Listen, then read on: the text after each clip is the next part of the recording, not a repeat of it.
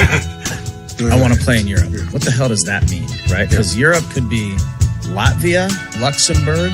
No one's talking about Latvia or Luxembourg, dumbass. So you don't want to just shove it in there. Start with a smaller finger, especially if this is the first time. Start with a smaller finger and go slow.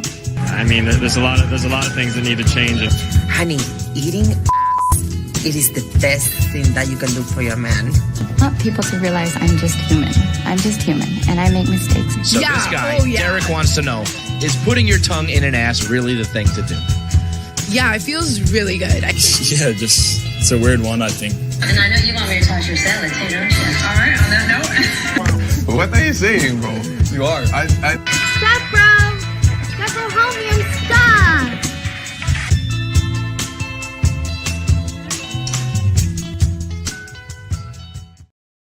All right, welcome to Straight Red Card. Alex Caven saying, no intro, it is bad. No intro? It is bad? You don't like that intro? All right, well, we'll have another one. Another new one here coming up soon. But I thought it was spot on. I mean, it hits all the major topics that we talk about here. Not regarding tossing salad, but everything else. Anyhow, here we are. And, I mean, the team. Oh, the team? No intro, it is bad? I mean, the team. It is bad. Oh, the team is bad. Yeah, there's some issues. We're going to talk about them tonight, right? Yeah, sure. I mean, we already saw Pete go off. Tack went off as much as he could, but I think we can put this to rest and talk about actual topics. Poch is, as you can tell by thumbnail, Poch has figured it out. He knows the algorithm, and he's going to bring the team success. Yeah, sure. Of course he is. It's kind of funny. I was thinking when I was writing that message to you when you were late for pre-show. You mean the one that I got literally as I entered? Yes, and I was like, it's kind of funny how we communicate, but because you've done it to me too. But I got two themes going when you're late to the show. Two themes. One, Brett, the pegging session needs to end. She needs to pull out. You need to get downstairs for the show. Yep. That's one of them. The other second theme I do is pinch it, wipe, and finish later. And usually I'm here like 20, 25 minutes early, just getting things prepped and ready and everything like that. And then some shows, I'm literally getting pegged. Telling the kids the fourth time, hey, guys, go to bed, brush your teeth, scrambling, trying to find field day outfits for the kids because field day is tomorrow. Yeah. So, yeah, just all sorts of stuff. Yeah, I mean, dinners, clean the house, the same old fun stuff. So you say. All right. Well, it's not one of those other things that I mentioned earlier, but I mean, there has been a time where sun's out. No, well, maybe the second one, Derek, not the first one. I'm certainly had to pinch one before and get in here, get through the show, and then finish later. It sucks. Yeah, it sucks, but it needs to be done because the show must go on, right? All right, what do we got tonight? Let's start with the fluff. Why not? Let's start with the almost fluff. Didn't have any fluff given the topic. Yeah, we got so much to cover. Yeah, fluff will have to be reduced. Pinch, cut, flush, wipe. Yeah, but we cannot not have fluff. We had to find some fluff. Yeah, I know. Could have done more fluff, but how one man's vision can change the world. I enjoyed this, Derek. Thank you for sending it my way. I did not expect the ending. I'm going to avoid playing the audio, though. Okay. Okay. Yeah, probably good idea. Don't need it. Ooh, but it still plays for me. All right. All right. Look, yeah. He spent all his time carving out a wheel. Oh, is he going to build a wagon? No. Of course not. Like, that's a man. Is that a plastic bottle he was drinking out of? It looks like it, yeah. So, well done. This is very funny. I did not expect it. I thought it was going to be a wheel as well. I do not. 76 of you got to watch it before we have to clip it out later, of course. Yeah, I mean, I do not think that stripping is like a major accomplishment of the world. I think most of that's pretty lame, actually. But hey, I'm sorry. you're a caveman, you're a Neanderthal, and you're chasing down the woolly mammoths, but you get chased by the saber-toothed tigers. Occasionally you have to have a little bit of extracurricular activities like this. Yeah, it's caveman society. This is an important part of their society because it's time they can finally just sit back and relax, right? All right, two things, Brett. One, you said Neanderthal. We're not getting into that again. And number two, caveman society. I mean, we're talking about a take what you want society anyhow. But, if we get really raw and historical about it. But, this is a funny video, though. I laughed, and that's why I sent it to you. I'm honestly surprised they had their video cameras back in the day to record this. Okay, now you're like the kids I used to babysit when I was 11, and Elvis Presley was on, and I go, that's Elvis Presley, and they're like, he's dead. He can't be on TV. He's dead. I'm like, no, there's these things. They record stuff. They're called cameras. And then okay, so in other words, what you're saying is I'm you pointing out how obvious it was that was recorded. Yes. We're not watching it live. Correct. Something like that. All right. What else we got? Well, we got a little bit of Tom. We're 6 minutes in, and there are already 96 people here. So this is good. Yeah. That's the reverse 69. I don't know what the difference is. 96, 69 seem like the same position to me. It's upside down. 96 is actually 69 in Australia for us. Oh, okay. That makes sense. Yeah. All right. Exactly. But this all flights in and out of London have been canceled due to a huge dust cloud caused by Tottenham's opening their trophy cabinet to place the Europa League. I thought that was pretty good. Yeah, who wrote that? It's Troll Football. Oh, okay. Perfect. That's perfect trolling. Yes. Absolutely. Well done. Yes. Some 96 nice AI gig going on here. Yeah. So pissed off because of the roster. Not because of us. And enjoying some fluff here. Yeah. No, we got to enjoy some fluff. Yeah. All right. So props to you, Tottenham. Shame CCB wasn't still there. Would an 88 be two fat people making out? Be like two fat women, right? Big top, big bottom. I guess it could be meant to. It's fair enough.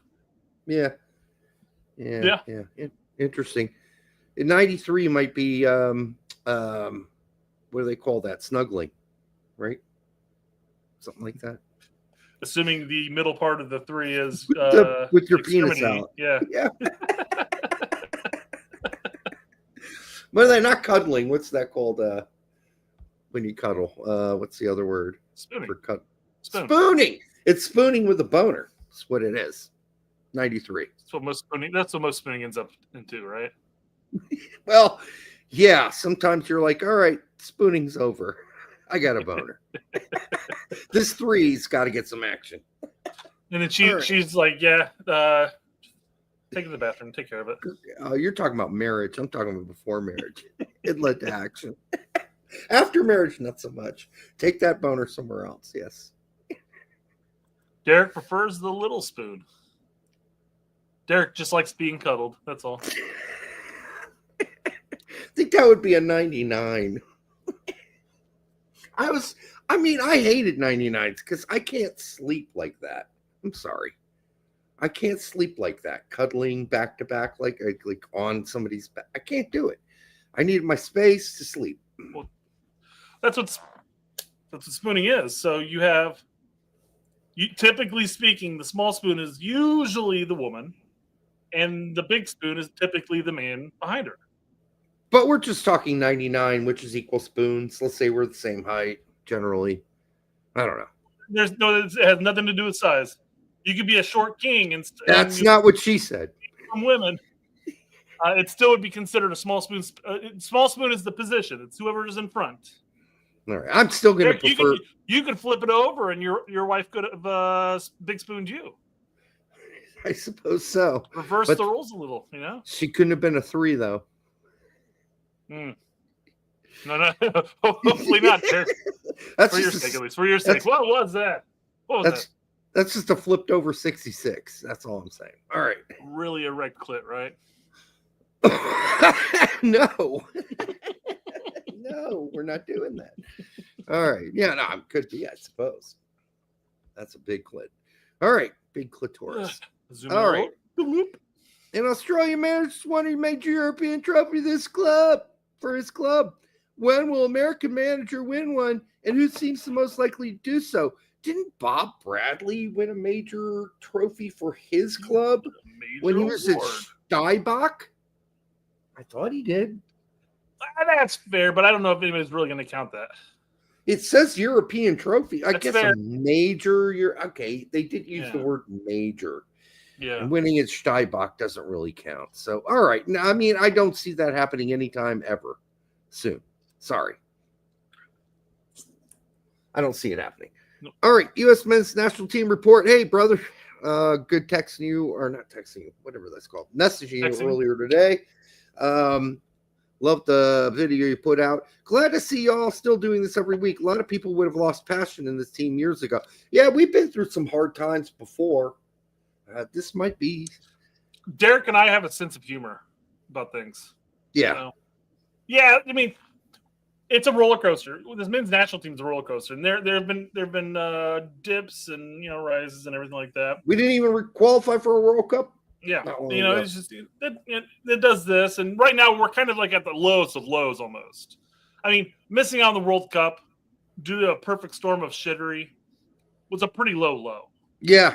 But then getting grouped at Nations or Copa, flaming out in Nations League, and then let's see what happens with Gold Cup. It could be a pretty low for us now. Could be a Some bad will argue summer. it's the lowest of lows. Yeah. And then we've got this roster, which we'll get into, which is like, huh? And we'll get into who got screwed and left off and who's not there for various reasons. Because I think, I saw some posts like, well, where's Scally? Well, we don't know. We don't know. Scally could have said, I'd like a break.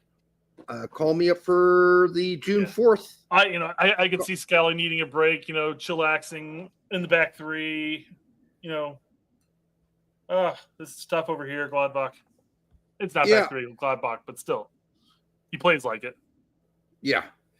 So he's not Jedi bombing up and down that pitch all game long. Oh, well, no, he's not going to do that anyhow, regardless. No, my point being is that he shouldn't be tired. He shouldn't be asking for rest, which I don't think he did. Probably didn't. I'd be really surprised if Joe Scally asked for a break. Yeah, really surprised. He just wasn't asked. And then, we'll get into Sargent later, but yeah. Yeah, all those European matches and cup matches for Scally. Yep. So the answer to this question is now, not anytime soon will there be an American manager win a major European trophy. And I don't know if Can we claim what was that the St. Pauli coach I went to EPL? What's his name? Maybe. I forgot his name, but I don't see that either. I would possible, I guess. I would also say pushing the UEFA Cup as a major European trophy, outside of the fact that the winner gets an automatic bid into the next season's Champions League. To me, the Champions League is a major trophy. I would say UEFA Cup is more of a minor league. It is a minor league tournament. It's not the top. If in baseball you have Major League Baseball and then everything underneath it is minor league baseball, how is the UEFA Cup a major European trophy? These are still major league teams playing each other, though. It's not like you're concerned with like the ball or. Have you seen where these teams placed on the table this season, Brett? Yeah, both of these teams. Tottenham was practically relegated. Or they weren't relegated, I know, but still. Man United, they're both bottom of the table teams. Not all the way to the bottom, but bad. Hey, that final match, Tottenham ended up making some like €8 million, got a trophy and a bid into Champions League. That's pretty damn good. I wouldn't consider it a major European trophy. I'm sorry. You're limiting yourself on what's considered a major European trophy to basically just one, unless you count the league titles. It's a minor league cup trophy. It's lower league trophy. So a European, are you considering league titles to be major European titles? If you win in the top spot in England, Spain, France, Germany, Italy, etc., sure, those are major European trophies from the top 5 leagues. And then there's UEFA Champions League. And then everything else, for me, when the two of the worst teams in the EPL face off one another for the Europa or the UEFA Cup, that's just, I'm sorry. Yeah. It's devaluing a European trophy as champ. We're not devaluing it. You have Hunter on your side here. It's a good tournament, yeah. But yeah, it's not as impressive for an EPL team to win, especially two very poor teams this season. If a leg lamp is a major award here in the States, then a Europa trophy can be as well for Europe. Yeah, I'm just saying, yeah, right. I'm just saying that it's a major award. It's not a major European trophy. The Champions League's a major European trophy. Look at the teams that both Man United, not all of them, but a lot of the teams they had to play to get here. They're crap. They're crap teams. I'm sorry, they are. Europa League has 30 million person and 100 million for qualifying for Champions League. That's pretty major. Yes, I said the winner, if you win this thing, it's an important thing, but it's not a major European trophy to me. It's the second tier of European. And listen, might be semantics. If you want to love it, love it. I watched the game. I enjoyed watching it. Well, okay. Let me fix that. I didn't really enjoy watching it because, it wasn't that great of a game. Why were you drawn to want to watch it? It was on. I watched it. I was home. It was on. Why did you bang her? She was at the bar. Yeah, something like that. It's 3:00. She's the last one at the bar. Okay, come on. There's a little bit of nuance here, as Fumar says. Nuance to his argument. Yes, I'm not saying that winning it means nothing. You get money, right? You get advancement into Champions League, but I would not consider it a major league trophy. If teams like Man United and Tottenham are competing for that trophy, then it must not be that big. How many Europa trophies do you have, Derek? Both of those teams suck. Well, that's ridiculous argument of authority. I have a lot of other trophies. They've got at least one right now. I've got all kinds of other trophies for other things. Participation. Nope. Yeah. Nope. You got a blue ribbon for masturbation. The usual. I've got a lot of those. I'm one of the best. Hey. All right. Hey, both hands. Let's go. Don't need both hands. That's for amateurs. All right. Miguel Ortiz for $4.99 says, what's the likelihood of GGG going to Madrid once Ancelotti leaves? 0. He can have physicality and more crossing to their game and motivational speeches. Yeah, that's not going to happen. And we know you're jesting there, Miguel. GGG will be lucky to hold on to his Chicago job by the end of the season. You mean when they win, they get into the playoffs and they win the MLS Cup? Strange. Yeah, no. Strange to assume that's what's going to happen at the end of that, Derek. Come on. When they either don't make the playoffs or barely do and go out in the first round. They get the playoffs. They got the U.S. They won't win the league. I'll give you that much. It's not going to happen. We're not going to get supporter shield. But we do win. We do win MLS Cup and we get the U.S. Open Cup. Come on. He's not losing his gig. Maybe not. He may not lose even if they have a horrible season. So no. And it sure looks like Mr. Craig at this point, he's got a very successful on the road record right now. He just has to start winning at home. Simple as that. What is the deal with that? I don't know. It's weird. Get to sleep in your own bed. You should be totally cool with playing at home. I don't get it. I don't know. It is what it is. Yeah. All right. I wanted to bring up this article that came out just after the 60-man preliminary roster was released that I think drew a lot of heat. And I want to see if you can figure out why. USMNT team coach Mauricio Pochettino's 60-man preliminary roster for this summer's Gold Cup does not include Gio Reyna, ruling the 22 World Cup veteran out of the regional championship. Yeah, because he's going to be with Dortmund. But that's not what they said. That's not. Well, they just say that he's not included. Yeah, he's not included. Yeah, that's fucking dumb. He's not included for a reason. He's still with Dortmund, and whether or not he plays or not in the Club World Cup is besides the point. He's on the roster and he's going to be there. So a lot of the heat that got drawn here is that people are calling out this for what it is. Mm-hmm. It's a clickbait article. Clickbait. Oh, why isn't Gio being included in the Gold Cup roster? Does Pochettino hate him? Oh no, he's still with Dortmund and he's going to be at the Club World Cup accordingly. I mean, he may not even go, but he's still assigned. So you have this post right here, this certain character post, and they could have filled in a little bit more in there, saying, "Oh yeah, he's not going to be with them because of the Club World Cup." They could have. You had that post and you had this picture. Yeah, exactly. I mean, so people are getting upset, and you have some people chiming in like, "Well, what was wrong with the title?" I mean, it's exactly true. I'm like, well, that's not the point. The point is that it's true, but it provides no context. Exactly. Then that's bullshit. And Alexi needs to get on these little idiots that are putting this shit together. I think it was Doug McIntyre, by the way. No, I don't think so. Oh, you make me do this now? Hold on 1 second. I mean, Doug does it on accident. He do it on purpose. Okay, he didn't put the Fox post out there, but the article is his. Is what I'm saying. Okay, Doug needs to stop letting other people write his headlines for him. That was his excuse last time. He's got to stop this. Doug and I already had this discussion. Dragon. Yep, Doug McIntyre.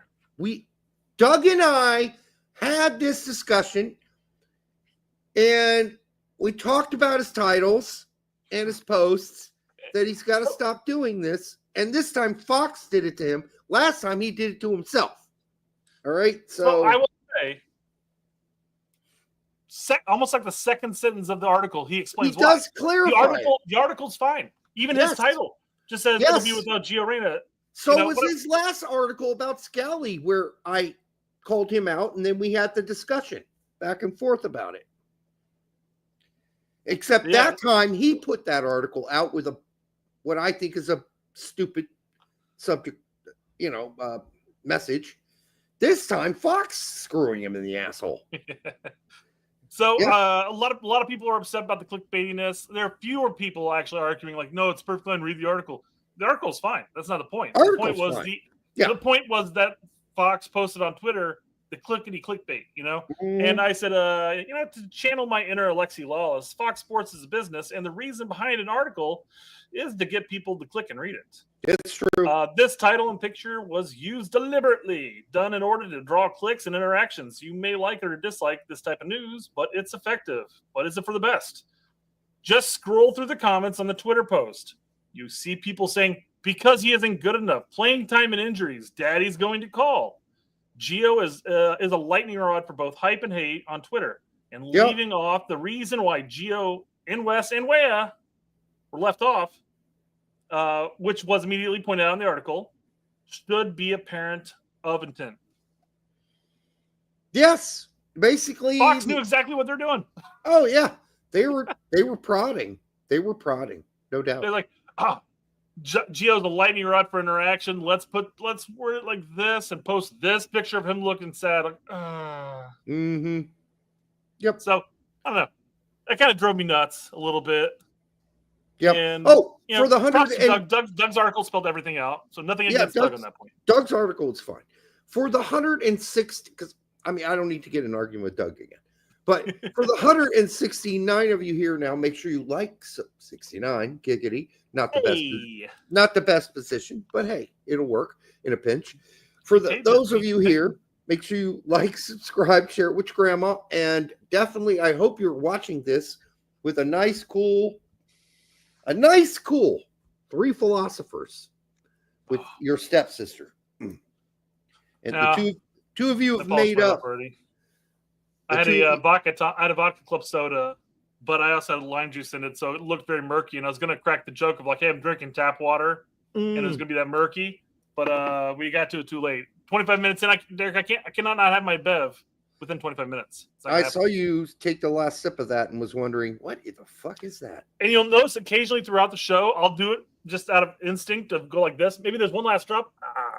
Yeah. Sad, I know. All right. The problem is, if I had a nice little wet bar over here, actually, no, that's the bookshelf. That's not a wet bar. But if I had a wet bar over here in my office, these shows would get a lot sloppier. So let's. Yeah, I bet they would be. Hey. Yeah. Hey, we did that once with our good friend in California. Yeah, that show, and then we had one Drunk Brett stream. Yeah. Early on when we started doing live streams, early on, that was the problem. I had my whiskey within arm's reach, and it was just pour, put it back down, drink, pour. Yep. I'm at risk today since I've been off since 3. I've been home at 3:15, and yeah, I've been tipping some back. So hopefully I don't get there. Yeah, I've been. I know I explained this to you already, but I've been home all day today because I took the day off because my left foot was in ridiculous pain. Yeah, I was out in the fields yesterday. Training 2 different teams and doing some cuts, passes, runs, dribble arounds, and whatnots, and afterwards, it just felt like there was like some knife jabbing me in my heel, and somehow I feel like I bruised it a bit. So, but it's better now. It's better now. The good news is it could have been your asshole. Could have been. You're right, but that would have been really weird at practice, Derek. I'm not even talking about that. Weird that you'd bring something like that up at that point. Just saying. Little strange. Could be worse. Could be having a sharp pain in your asshole. Worse. Okay, we got Pochettino interview about the preliminary roster, not necessarily the 24-man. We're not 26, 7-man. Sorry, we're not there yet. I need a fucking interpreter. A closed caption will not help us at all. Trust. Well, let's see what we can do with this. Here we go. All right, so here at the 4-minute marker, I'm hoping that you can interpret more than I can. Well, what we're trying to settle is whether or not there's still an option after these 2 friendlies to add players to and dump players from the roster. And I guess let's go and address that as well. This is not this 27-man roster is not the Gold Cup roster. Now it might end up being the Gold Cup roster in the end, but it's not. The Gold Cup roster is due by June 4th. But we have a couple weeks here. We have a week or so here where Poach could in fact make a change. Yes, here's the problem with that.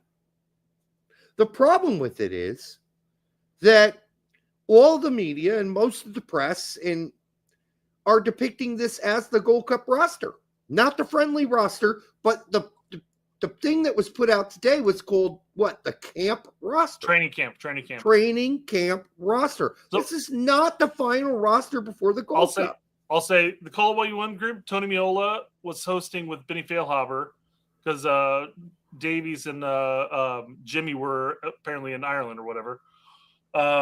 And they specifically stated, and I marked it off because we're going to kind of cover this in another topic as well, that this is not the Gold Cup roster. This is the training roster. This is the friendly roster. Friendly roster, but it needed to be made more clear by U.S. Soccer, other than just putting it in the title when they released it. Yeah, and people are like, "Oh, it's the Gold Cup roster." It is. Don't get me wrong. I don't think he's going to make most really of it is changes. Yeah, I think what we have there is positive. Is positive going to be unless some players on that roster show up to camp and just completely shit the bed, like some of the new guys. Completely shit the bed. And then all of a sudden he's going to be on the phone to Tessman and Busio and saying, "Hey guys, first class flight, to our game. Let's go." More than likely, just replace them with more MLS guys. It's very possible. Brian Gutierrez could be brought in. Right.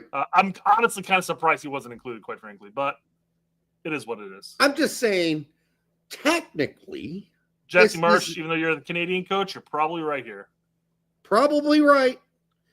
And that's what we're going to try to interpret here with this interview with Pochettino, who is apparently speaking English. But I couldn't understand a lot of it. So let's do our best here. All right. What you did gave you me say? the specific timestamps. I'm assuming at one point maybe you had enough bevs that you could interpret it. I'm going to try. Sort of like playing beer drinking games. You're better when you're drunk. Well, I put these on here because I'm like, maybe Brett can understand what he's saying. Oh, fuck, dude. Well, let's go. Let's try. I can barely pronounce names, let alone understand other people trying to speak English. Right. With everyone, and I think to take the final decision, I think in a few days you will see where we are going with our decision, and I think a few days more that you need to wait, and then 4th of June to have the final, roster for the. Okay. So he just said you can't judge the roster yet. You got to wait for the 4th of June. Well, he said you can see where we're going with the roster, and then a couple days later, which I'm assuming means after the friendlies. Yeah. You have to wait again. So that's what it sounded like to me. Like, this is not. He's testing out some guys for these 2 friendlies, but he might toss 5 of them off and put 5 new guys on. He said a whole lot of nothing. Yeah, that's fair. Well, no, we're trying to interpret something out of nothing. I do agree. But I think that's what he just said. And maybe he should just speak in Spanish and have an English interpreter, because I'm having a hard time making a lot of sense out of some of this. I really am. He's saying words, but then there's times where it's broken, and all of a sudden it's like, well, did that mean this, or did that mean that? I mean, that's all part of the plan, right? Really kind of get a second guessing and really spark interactions and reactions to it. I thought his English was better than this. Like, this whole interview, I needed an interpreter. His actions do speak louder. I agree. And I've got a yeah, we got that too. A thing on the State of the Union where they talk about Poach's hypocrisy. Yep. All right. So, all right. Here's the 9-10 marker. Really confusing one. Here, let's go with this. Thank you for your time. Hi, Donald. You're welcome. I want to ask about the friendlies coming up against Turkey and Switzerland. With the Gold Cup being a week later, do you plan on using those games with just your Gold Cup squad, or do you imagine bringing in other guys for a little bit of competition to narrow down those final spots? Okay. All right. Yes, I think we were talking a lot, and we were, trying to be, in the way that we were going to settle the scene is, I think, under our consideration, the percentage is going to be high. The player that going to be involved in the first 2 friendly games and then in the Gold Cup, because I think. So right there, he mentions how the players will be emboldened by the first 2 games and then into the Gold Cup. So that's why when we were talking pre-show that I mentioned that it sounds like he's using this as kind of a preparation for the Gold Cup. Yeah, that was emboldened? You heard emboldened in there somewhere? We'll go back. Our consideration, the percentage is going to be high. The player that going to be involved in the first 2 friendly games and then in the Gold Cup, because I think it's a logic maybe decision, because I think if you want to prepare the Gold Cup, I think you need your players, being fit in the competition, involved in the competitions, in training, and because all the leagues they were finished. Some leagues last week, and now they are finished now. I think to keep the player fit always is a challenge thing. It's very challenging, and that is why we analyze all the circumstances. I'm going to try to be right in our decision. But real quick before we dive into that, Judge Middledini says, Brett, the roster is finalized before the friendlies. This is the Gold Cup roster. The Gold Cup roster has to be finalized by June 1st or 4th, June 4th. 4th. This doesn't necessarily. I mean, that's why I think they labeled this as the training camp roster instead of the Gold Cup roster. To make any changes, yeah. Otherwise, they would just say, "Hey, here's the Gold Cup roster." That means if Jedi suddenly feels like he doesn't need surgery, he can come, or if CCV's big toe isn't still swollen, or if Trusty doesn't have testicular herpes, then everybody can show up. I don't think any of that's happening, and I do think this is mostly going to be the roster. Minus Reese, right? But the fact that we have to interpret this from this interview is crazy. I had to watch this 3 times, and I still didn't really understand. I never got emboldened out of that, so good for you. But hey, you just popped that. I'm like, oh, I got it there. It's like, you know, when you hear it enough of the language of another language, you periodically just pick out a word. Oh, he said this. Yeah. So that whole segment right there made it sound like this is my roster. We're gonna utilize the training days leading into the friendlies and then the friendlies to get back into shape. Some of these Euro guys have been off for a week or so, making sure they're still in tip-top shape before the Gold Cup. Yeah, that's what it sounds like to me. That's all I wanted out of this. So no need to go any further with this rambling. That was all that, anyways. So since we're talking about the roster, let's go ahead and pull it up and take a look at that real quick. And then we're going to dive into a smattering of things. Oh, by the way, before you do, 211 you here right now. Make sure you like, subscribe, share it with your grandma. If your stepsister's there, lean over, give her a kiss or a gentle rub on her thigh. All right, here's the roster. The goalkeepers are not surprising. Like, I think this is pretty much what everybody was thinking.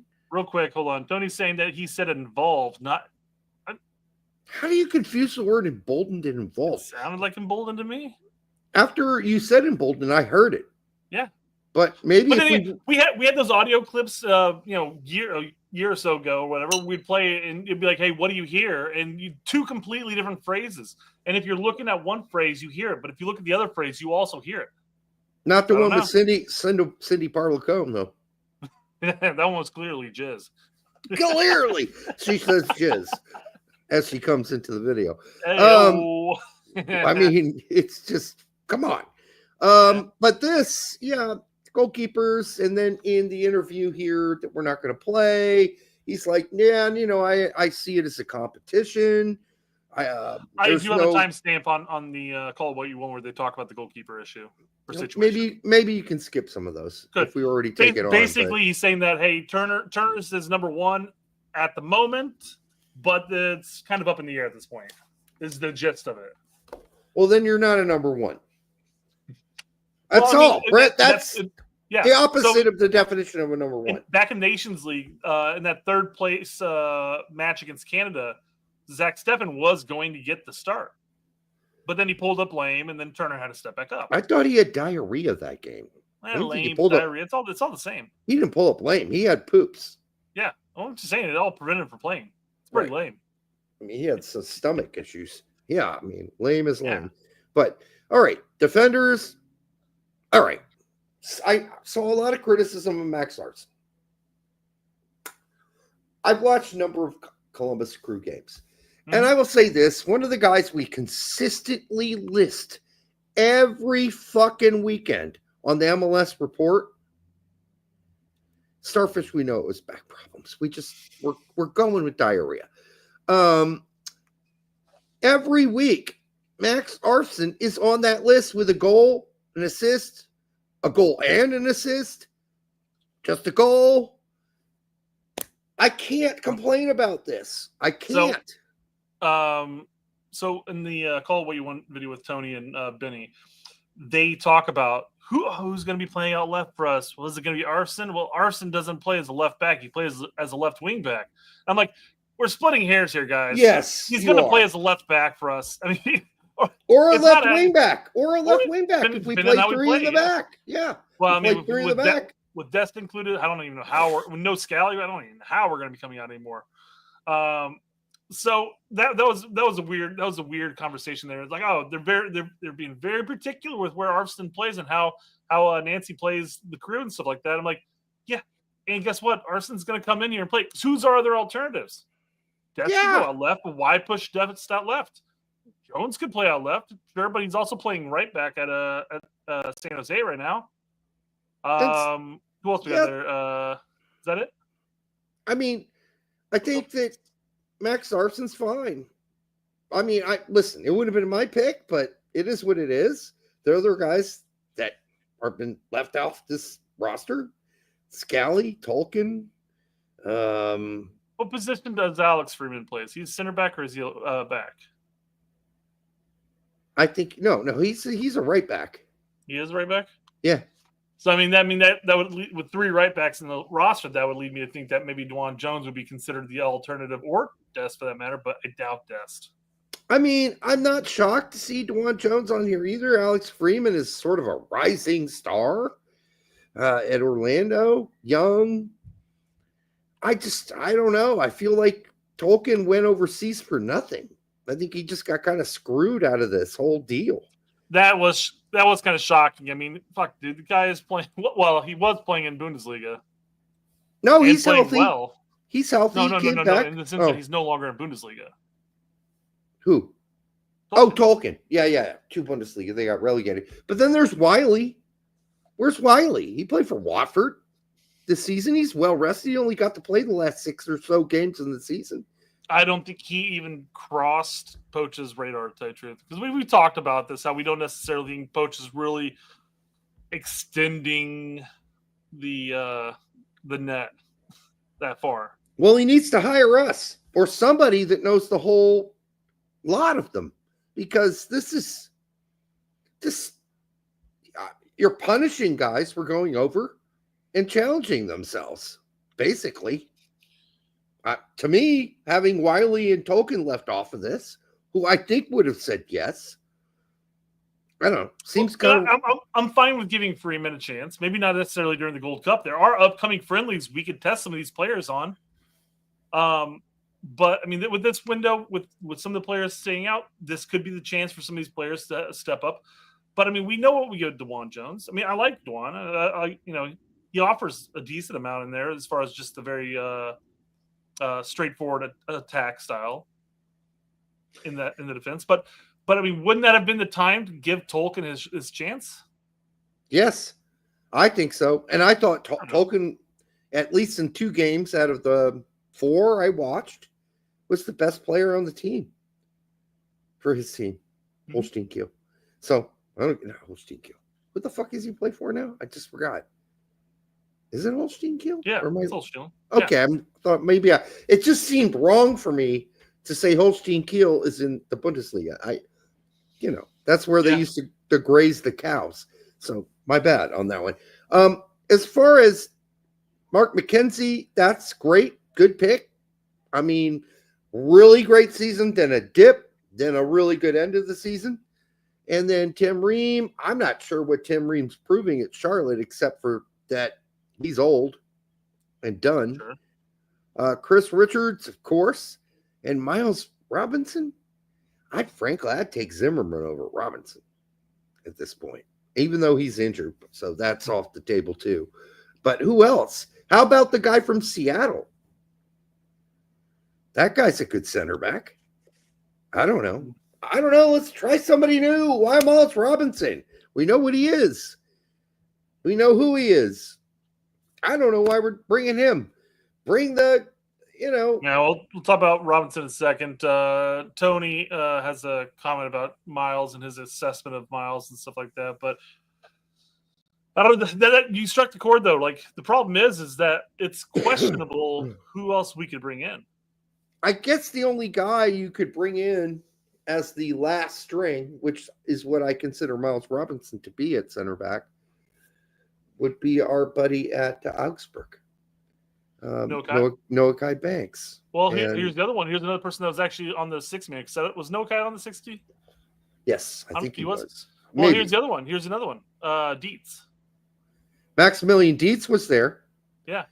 Although I will say, through big portions of the season, he was at 6. Yes. Greuther Fürth, he played as a center defensive midfielder. Literally, like the entire second half of the season, if not 2/3 of the season. Yeah, I agree. But again, similar to Maloney, Dietz was a center back his entire fucking career.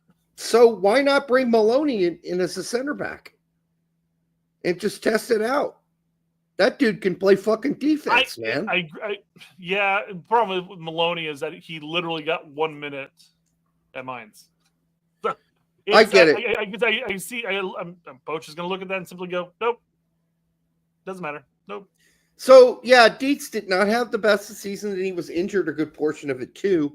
I get it why he's not there. I don't know. Let's test somebody out. But we already know who Miles Robinson is. If these two friendlies are for testing motherfuckers out, maybe you bring Dietz in or Maloney in, even if he didn't play that much for Mainz this season.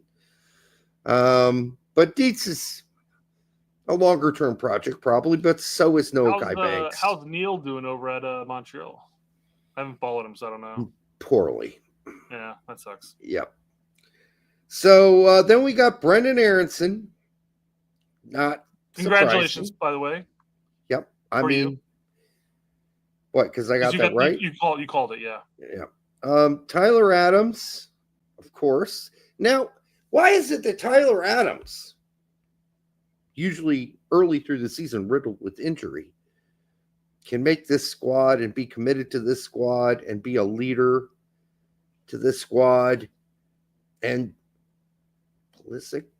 Because he missed about a year of club ball and international ball. But he's been playing 90 minutes That's after fine. 90 minutes. That's fine. Yeah, and he, like I said, if how many games did he actually play 90 minutes this season?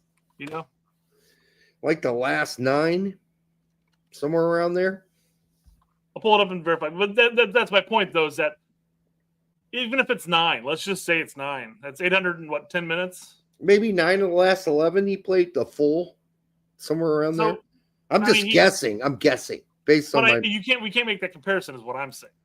Well, okay, that's fine, but you're talking about relative work rate within the last month is what you're really looking at before you're coming into camp. I mean, is Pulisic still suffering from 8 months ago, 7 months ago? Maybe. I don't know. He has a niggling injury that's been again pushed further back. Well, I mean, the reports are, because U.S. Soccer didn't report it, they put out that thing basically pointing the finger at Pulisic, right? Saying, hey, Pulisic contacted us and said he didn't want to play. Said he needs a break. So this season, Pulisic played 49 AC Milan games, 7 U.S. men's national team games. Last season, he played 50 AC Milan games and 11 U.S. men's national team games. That's a little over 1 match every week for the last 2 years straight. That's his argument, right? And I'm not saying yay or nay to any of this. I'm just pointing out the actual facts to his argument. What he's saying, what AC Milan is saying, is that he's getting stretched. He's flying back and forth. He's playing a shit ton of fucking games, and he's been injured a lot. Niggly, little tiny injuries, But again, I'm not saying yay or nay to any of this. I'm just pointing out the numbers. That's all I'm doing. Then skip the Gold Cup, but play these 2 friendlies, and then skip the Gold Cup. So that takes me to my other question I asked down here, actually. I said, my question is, well, that's a good argument, but we have upcoming friendlies scheduled against South Korea and Japan in September, and every window following will include solid competition as we near the World Cup. What's more important, weaker opposition in our regional tournament, which is a competitive match, or competitive matches, or stronger competition in meaningless friendlies? I mean, they're meaningless friendlies, but it's stronger competition. I'd rather he be there for 2 games, and then if you want to rest him in the Gold Cup, rest him. Have him sit for a couple games, and then have him play if we make it deeper into the tournament. Yeah, I don't know. I mean, you could in fact have him benched against Haiti and Trinidad and Tobago, yes, Saudi Arabia, and then have him come on as subs if need be. But this is something you could do. This would be the load management we should have been doing this entire time. We've been relying on Pulisic to be our anchor since Berhalter took over, basically. Yep, and that's probably the downfall at this point. Is that we needed to, outside of injuries, Pulisic was almost a guaranteed starter almost every single match. We needed to figure out other options available to us, and maybe bring him in and start him one game, use him as a sub the next game, but having him in all the time, I mean, it's going to wear and tear down, especially given the style of play that he plays, and he draws a shit ton of fouls for club and country. I mean, I don't think you rest him. As Ashmook says, they could have rested him in the friendlies versus Turkey and Switzerland, subbed him on, and then saved him in the group stage in Gold Cup. No, opposite, Ashton, is what I'm saying. We got weak-ass competition in the early rounds there, the group stage of Gold Cup. You could have played them against really good competition, all right, in Switzerland and Turkey. That's way better teams than we're going to play in the first group of the Gold Cup, and rested him for the group stage of the Gold Cup. And just have him come in and do 10 minutes here, 15 minutes here. You're still going to get out of the group. I mean, hopefully, Jesus Christ. You would think you would. Well, we're going to find out one way or another without it, right? It doesn't even matter. I want him for the group stage or the group stage and just use him during the knockout stage. It'd be no different than just not including him at all. These friendlies are better teams. Switzerland and Turkey are way better than anything we're facing in the group. I want to see our best team, as much of it as we can get together for those two friendlies, and see what we can do against real competition and real teams. Because once we get to the Gold Cup, he could probably take a snooze for at least a couple of those games and not even play. Yeah, so Nibble for 5 says he heard that he's played 1,000 more minutes than Pulisic, which is true. It's true. Yeah. But then I don't know how over the course of 2 years though is the problem, because that's what AC Milan's banking on. They're saying 2 years of constant international, constant club ball. You have 26 players. You don't need to start him every game, and he doesn't need to play 90 every game. You play him 60 against Turkey and 60 against Switzerland, and then you give him a rest versus Trinidad and Tobago and whatever in the group stage. You don't even need to play those games, but he's there because he's part of the team. He's supposed to be bringing his leadership and his commitment to the cause, and we're getting ready for the World Cup. We're getting prepared for a World Cup, and you're not even going to be there with the dudes, with the guys. Other guys are there. Why aren't you there? At least there. Hang out. Yeah, so you don't play a couple games of the group stage of the Gold Cup. Big deal, but you're with the team. If you want to give them a lighter workout and lighter reps and practice, you can do that too for the European guys who've been playing like Jedi has all these games all season long. Give them a lighter workout. So this is the quote. Christian and his team approached the Federation. This is them throwing Christian under the bus, by the way, completely. And the coaching staff about possibility of stepping back this summer, given the amount of matches he has played. They don't even mention his hip injury. That's going to come up next. So let's just finish. But not in this quote. No, I agree. I'm saying this is U.S. Soccer's quote, and they throw him under the bus because they don't mention the fact that he's been getting injections into his hip all season long for AC Milan. No, so let's just cover that quote then real quick. So here go, according to Vito De Palma, who covers Serie A, Pulisic's hip issues is chronic. Pulisic has been getting by with injections. Yes. And Christian's people had to put that message out for him later on in the day. After this quote had already come out, basically saying, yeah, he called us. He said he played a lot of games. He needs a little break, said Matt Crocker. After thoughtful discussions and careful considerations, we made the collective decision this is the right moment for him to get the rest he needs. The objective is to ensure he's fully prepared to perform at the highest levels next season for AC Milan? Is that what we're fucking worried about? AC Milan, the 8th place team in Italy? That's what we're concerned about. How about you end that by saying prepared to perform at the highest level for the World Cup next season? Yeah. Are these people born under a rock? What the fuck are they? These people have no training, media training whatsoever. Who gives a fuck about AC Milan? This is the United States men's national team playing in the biggest tournament in the world in a year.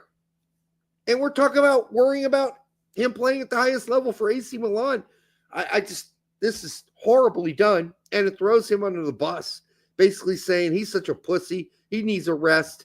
Instead, they could have said, Not only does he need a rest, he's got a hip ailment he's been getting shots for all season.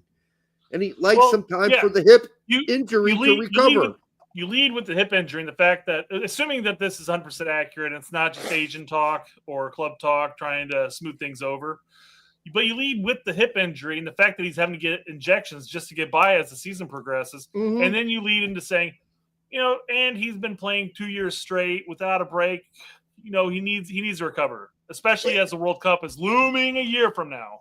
And his own coach said earlier in the season that he was day-to-day decision because of this injury.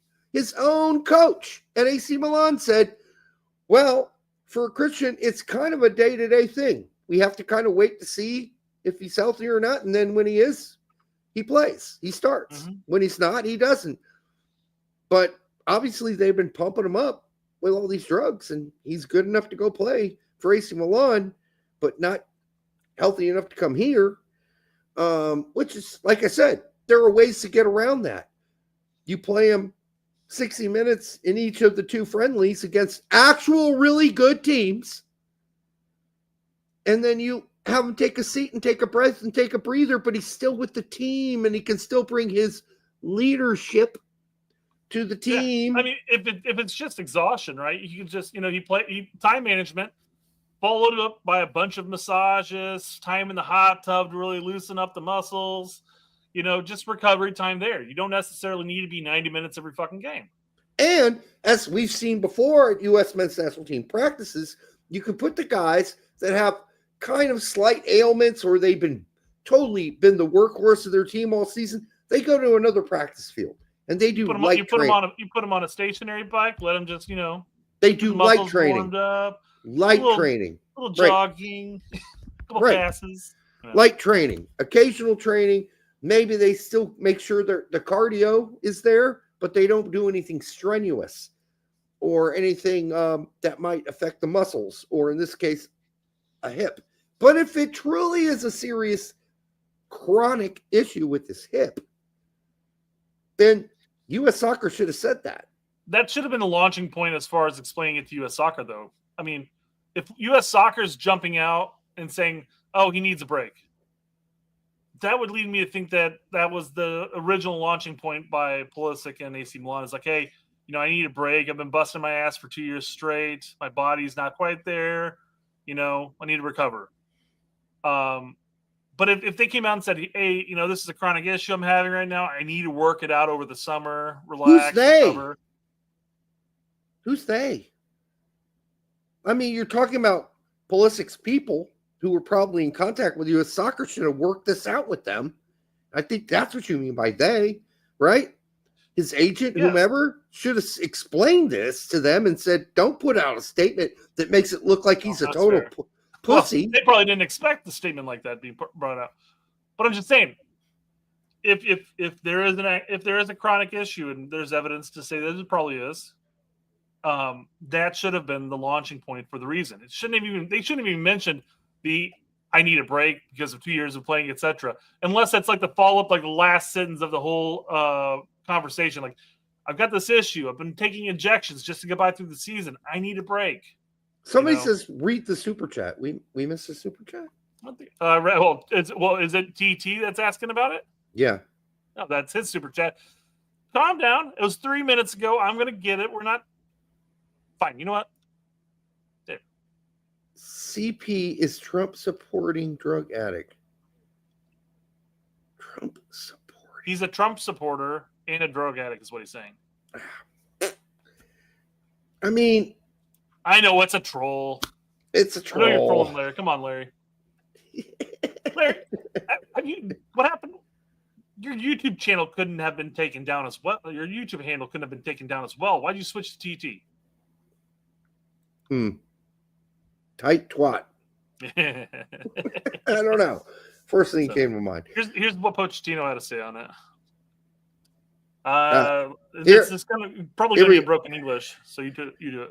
Yeah. Many people say it's really important for us to be all together for the last time before the World Cup. We decided the best for him, the best for the team, the best for the national team is the decision we made. Sometimes we give too much importance knowing to be together. And sometimes the group maybe sometimes doesn't work in this way or build in this way. I think it's important to create and challenge. I really believe that to build a team is about staying together, to have time to work. Yes, but I think we cannot underestimate the player. What is all that?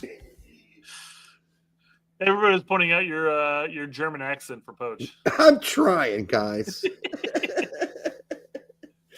I don't understand any of this except, okay, I think it's important to create the challenge. I really believe it's to build a team that is staying together. Have time to work, yes, but I think we cannot underestimate the player. I just overestimate their capabilities of staying together as a player, not just as a team. I don't know. It would have been simple to say, hey, we made a decision based off of his fitness, and he's gonna lay easy this summer and come back in September. Well, just go back to this. Sometimes we give too much importance knowing to be together. And sometimes the group maybe sometimes doesn't work in this way or built this way. So sometimes we give too much importance to being together, but sometimes the group doesn't really work out that way and build that way. I think it's important that we create this challenge. I really believe that to build a team is always about staying. I thought staying together wasn't that necessarily that important. To have time to work, yes, but I think we cannot. What the fuck? So I am so confused, Brett. I want to paint a picture, a small picture. I can't paint pictures like you do. But let's say you're dating this chick, and she's over at your house every night. Yeah. Giggity. To some extent, yes. But then you're like, oh man, this is nice. But then you're starting to feel a little, suffocated, smothered, suffocated. Then she's gone for like a week or two, and then all of a sudden she's back at your house, and you're like, oh right, look at this. The idea of what I see when he says sometimes we give too much importance knowing to be together, and sometimes the group doesn't work like that. Is hey, they've had Pulisic every window, and they're getting tired of his ass. Or they feel suffocated by his constant hero ball that they don't want him this window, and then come September they're going to be like, Pulisic's back. Or what he's saying is maybe the group that knows each other and we've been calling up, maybe that's important, but it's not. We give too much importance to it because sometimes the group maybe doesn't work in the way we want them to or build in the way we want them to. We're going to create this. We need something different. So he's saying what we really believe is that to build a team is about staying together to have so maybe when he says staying together, that those guys have cliques and they're not really together. I don't know. That's why I need him to speak in Spanish and just have somebody interpret it. A text speech. This is gobbledygook gibberish. This is gibberish. I'm sorry. It is. All right, let me clear up my tabs real quick. It's worse than me at the age of 19 reading Shakespeare and trying to figure it out. Like, that's easier to do. Way easier than reading that. All right. We didn't get past Brendan Aronson and Tyler Adams here. So we're at Sebastian Berhalter. Props. He's played like a killer all season for Vancouver. A killer. If there was one of the few MLSers that deserved a call, it was him. The question is this just a hot streak from Sebastian Berhalter, or is this something he can continue to do for the rest of the season and lead them to some sort of MLS glory and then go overseas and play somewhere? Because if this is truly who he is, if this beginning of this MLS season is truly who Sebastian Berhalter is, and this is not a hot streak, this is just who the fuck he is, then he shouldn't be playing in MLS. He should go. He should go play somewhere else where he's going to make probably more money, maybe, and have a bigger chance at a longer sustained U.S. men's national team career. What's her name? Stolken. The guy I've been watching this season, Sebastian Berhalter, is fully capable of playing in the championship and even for a lower level EPL team. But is that the real guy, or is this a hot streak? I don't know. I don't know yet. It's too early in the season, but boy, can this continue to happen at this regularity? And if it does, I can't call it a hot streak anymore. Although we have seen instances in the past where a guy has one great season. Vasquez. Great example. Oh, yeah, he scored a goal in U.S. Open this weekend or this week, but not the same guy we saw before in MLS who was scoring lights out. So is this just a hot season? Although he's a midfielder, not a center forward. He's not really expected to score goals like this. Yeah. And from what I can see so far, he's skilled enough to go somewhere else. He don't have to stay at Vancouver. And I don't know where this came out of nowhere. I watched him play for old days when he was with, I think, Houston or whatever. Austin. I wasn't that impressed. This is a new guy. I don't know who this guy is, but he's pretty good so far. Done. Yeah. Cardoso, different scenery at that point. He went to Vancouver and took a season to really get assimilated to it, and now he's balling. Well, you ever have that time in your life, in your profession, where you're like, you know, I'm really good. Why am I underplaying my own abilities? Why am I not taking more leadership and going for it? And I think that's maybe a conversation he had with himself. And maybe this is him saying, I'm taking initiative. I'm going for it. Fuck it. If that's the case, then yeah, I think before wherever else he was a guy just struggling to stay on the roster. And now that he's sort of broken out with this new attitude, I think it's a whole new attitude too. I don't know. Different player. But we'll see how that translates if he does go somewhere else, which there's no guarantee that's going to happen. Cardoso, fine. That's good. We'll see how that works out. He needs to perform for the U.S. men's national team. Luca De La Torre. Yeah, old hat. Been there, done that. So, okay, fine. He'll be a player that fits nicely with the Poach's system, quite frankly. Yeah. Given his style. I mean, I don't know what his current form is really with San Diego. I know San Diego's doing well. He's the best player in San Diego. That's nice. Yeah. I mean, top two players. Yeah. That's should be. Yeah. So I think his style will fit in nicely with Poach's system as a whole. So we'll see. Yep. Luna, yes, we expected that. Yep. Jack McGlynn with his rocket left foot. Not surprised by it.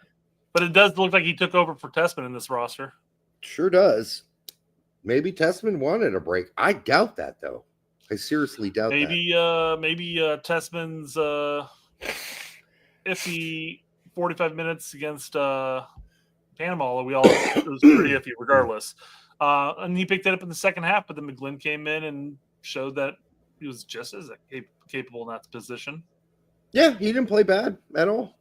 So, I'm not saying that Tessman played bad either. I'm just saying that he played too deep and allowed Panama to just control that midfield. Well, what Jack McGlynn gives you that Tessman can't is a rocket left foot from outside the box, from distance. So I don't know if he brings you some of the other intangibles that Tessman brings on defense. And they're both not speedy, but I think Tessman's faster than McGlynn. Anyhow, it's all technical. Quinn Sullivan, I'm happy for him here getting on the team, but I just don't think he needs to be here. I don't. I'm happy for him. He's one of the guys we regularly read off on the MLS report on the weekends when we do Yanks Abroad. Again, I'm one of those things. If we're gonna dabble into prospects in MLS, I'm fine with Quinn getting his look. Yep. Did it have to happen during the Gold Cup? I don't know, but maybe the September friendlies could have worked out. Well, the problem is that guys like Paxton Aronson got fucked in the ass during this whole process. Not to mention Busio. We mentioned Tessman already. Aiden Morris. I think he got a raw deal on this. He had a great season for Middlesbrough when he was healthy. Aiden Morris didn't even make that list. Yeah. But we can go. Let's go down that list in a second. Let's finish the other thing. You started doing it, so I'm like, that's why I started looking for it. When you start going on these tangents, Derek, and you're like, I'm like, we're going to talk about that again in like 5 minutes. So I'm like, okay, we're going to cover it. No, we'll go through that. And then Swansky, I mean, recently been playing really well for Columbus. Ended up on the MLS list a couple times this season. Don't know enough because I've only seen him twice. And wasn't focused on him particularly when I watched the Crew games, so I don't know why he's here, and maybe I'm just missing something. I don't know. There are ardent supporters, Columbus fans, who will obviously support him. So I don't know. Well, I'm just saying you have players who are familiar with the U.S. men's national team camp that were left off this roster, and we have 1, 2, 3 players making their potential debuts in the midfield. Yeah. All MLS based. Not saying that's anything against taking anything away from them at that point. They may come out and they may ball. Who knows? But that's just weird that you're going to come into your regional tournament with 3 completely untested players. Not only that, but McGlynn's, quite frankly, he's still pretty untested. Yeah, so the 4 midfield guys that really got left pretty off. Untested still. Yeah, you could have brought Busio, you could have brought Morris, you could have brought Tessman, and you could have brought Paxton Aronson. Yeah, well, in that argument though, Paxton would be untested as well. He's got one Camp Cupcake performance. No, I agree. It's different. One of the best players in Eredivisie. Utrecht. Yep. All season. There's only one reason Utrecht's going to be playing European football next season. That minor league tournament. Yeah, that's Paxton Aronson, by the way. That's a major European award if they win that. Paxton Aronson is like the most key player on that team, and they know it too. So does Utrecht. So we'll see what happens when he goes back to Frankfurt. Yeah, they're offering Utrecht's offering Eintracht's Buka bucks to keep him another season. Mm-hmm. So we'll see if Eintracht takes it.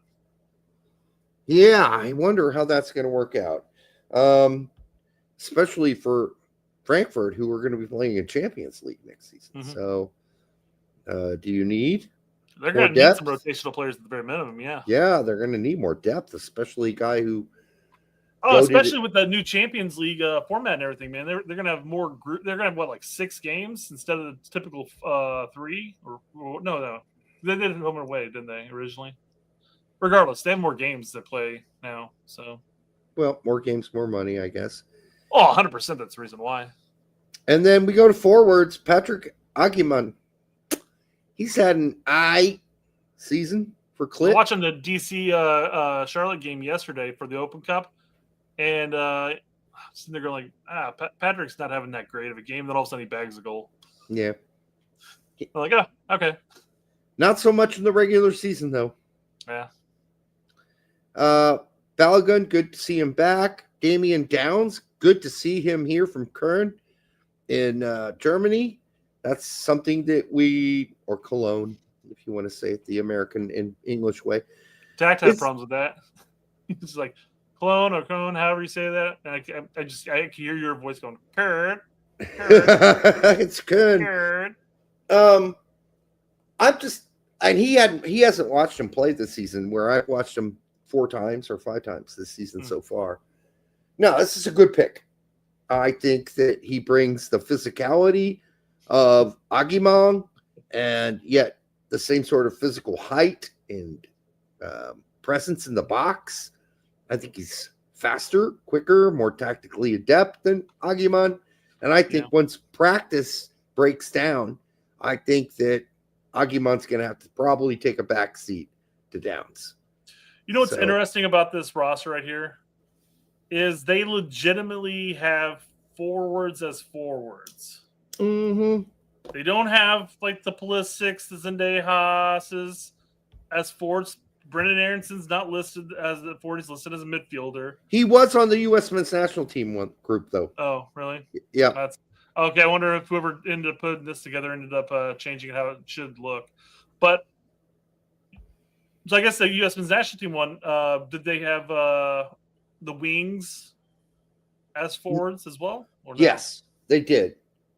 Okay. So Aronson was listed as in this group in the U.S. men's national team listing. And I think you could definitely, if you wanted to, put optionally Luna and Tillman in this group too. They can both play wide. They didn't do that. Well, it depends on yeah. It depends on if they play with the dual 10, maybe. And then all of a sudden you're not playing with those wide strikers. We'll see if that happens. But saying that, though, U.S. Soccer still listed Pulisic as a winger, despite the fact that he was playing as a 10 or playing at the dual 10s. So yeah, I wouldn't pay too much attention to that. We're gonna have to work that out ourselves because they never get this right. But given the number of legit strikers, I mean, I know Haji Wright can play wide. Damian Downs has played wide. We've talked about Balogun under Berhalter would have been a great option wide. In that sense, it's because Berhalter never really played with the 10, earlier on, not necessarily now. Yeah, I think the only player on here is a legitimate wide threat is actually Haji Wright because Damian Downs plays as a target striker for Kern. All right, so here's U.S. Soccer one. Go back real quick. I'll go back. Okay. And I know you can't read this, but here's the forwards they've listed. They have Brendan Aronson, Aguilan, Balogun, Downs, Sullivan, White, and Wright. That makes more sense. So why this is so wrong, I don't get it. But Brian White, congrats. He certainly earned it over Patrick Aguiman. He's the hottest American striker in fucking MLS. He's got 8 goals in 11 games. This guy is a scoring machine. He's the modern day Wondolowski. He's 29 years old. This is a little bit taller, more of a target than Wondolowski, but still, yes. I get your point. I mean, I'm taking Aguiman off this roster. You don't need him if you got Downs. You only need to bring Ballo, Downs, Brian White. Haji Wright should be if this is. I was saying you still have Wright. You can go up and play as a center. Yeah, if you need to, but I mean, in this wingerless lineup, practically, might as well start him out left. Yeah, exactly right. So I mean, it really depends on how Poch is going to be playing this roster. It does. It really does. Let me preface by saying this roster should still get out of the group stage. For fuck yes sake. But what happens after the group stage is up in the air, just depending on how we're playing. Yeah, I mean, this roster smells like a loss to Panama. Or a loss to 100 players here, so I don't know. I mean, they could play into the benefit, and that's something that we're going to bring up when we talk about the State of the Union. They've talked about that. So, all right, let's. I'm going to keep the roster so we can come back to it because I do have the formation builder, and we can come up with our 11, our starting 11. Still smells like a loss. Could be. Hell, we could lose to 80 for all you know. It happens. It smells like a get out of the group stage and lose. That's what this smells like. All right, so we covered that quote real quick. Pochettino says the absence of Josh Sargent is a football decision because they need to pick. Because they need to pick a different striker. I don't think he said it like that. But because they need to pick a different striker isn't necessarily the proper. I don't think there was a proper explanation for that. Maybe they did. I guess I don't know. I'll take Kyle's translation here. He's the one that was actually there. He's saying, "Hey, this is a football decision. That's all you need to read." Yeah. No, I agree. And he just doesn't believe. He's not a Sargent believer. He gave him a shot. Then in the second game, said, "Nope, no more shots for you. You had your shot. You're done."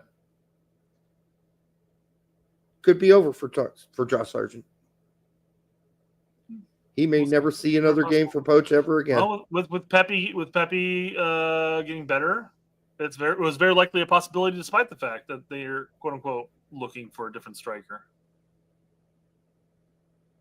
So, all right.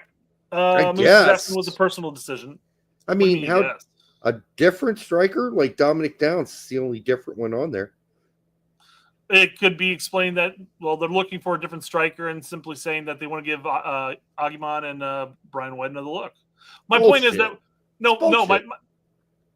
Derek, that's bullshit, though. Derek, my point was that when Pepe is healthy, Sargent was always going to be on the outside looking in regardless. Yeah, but why are you giving Aguiman another shot but not Sargent?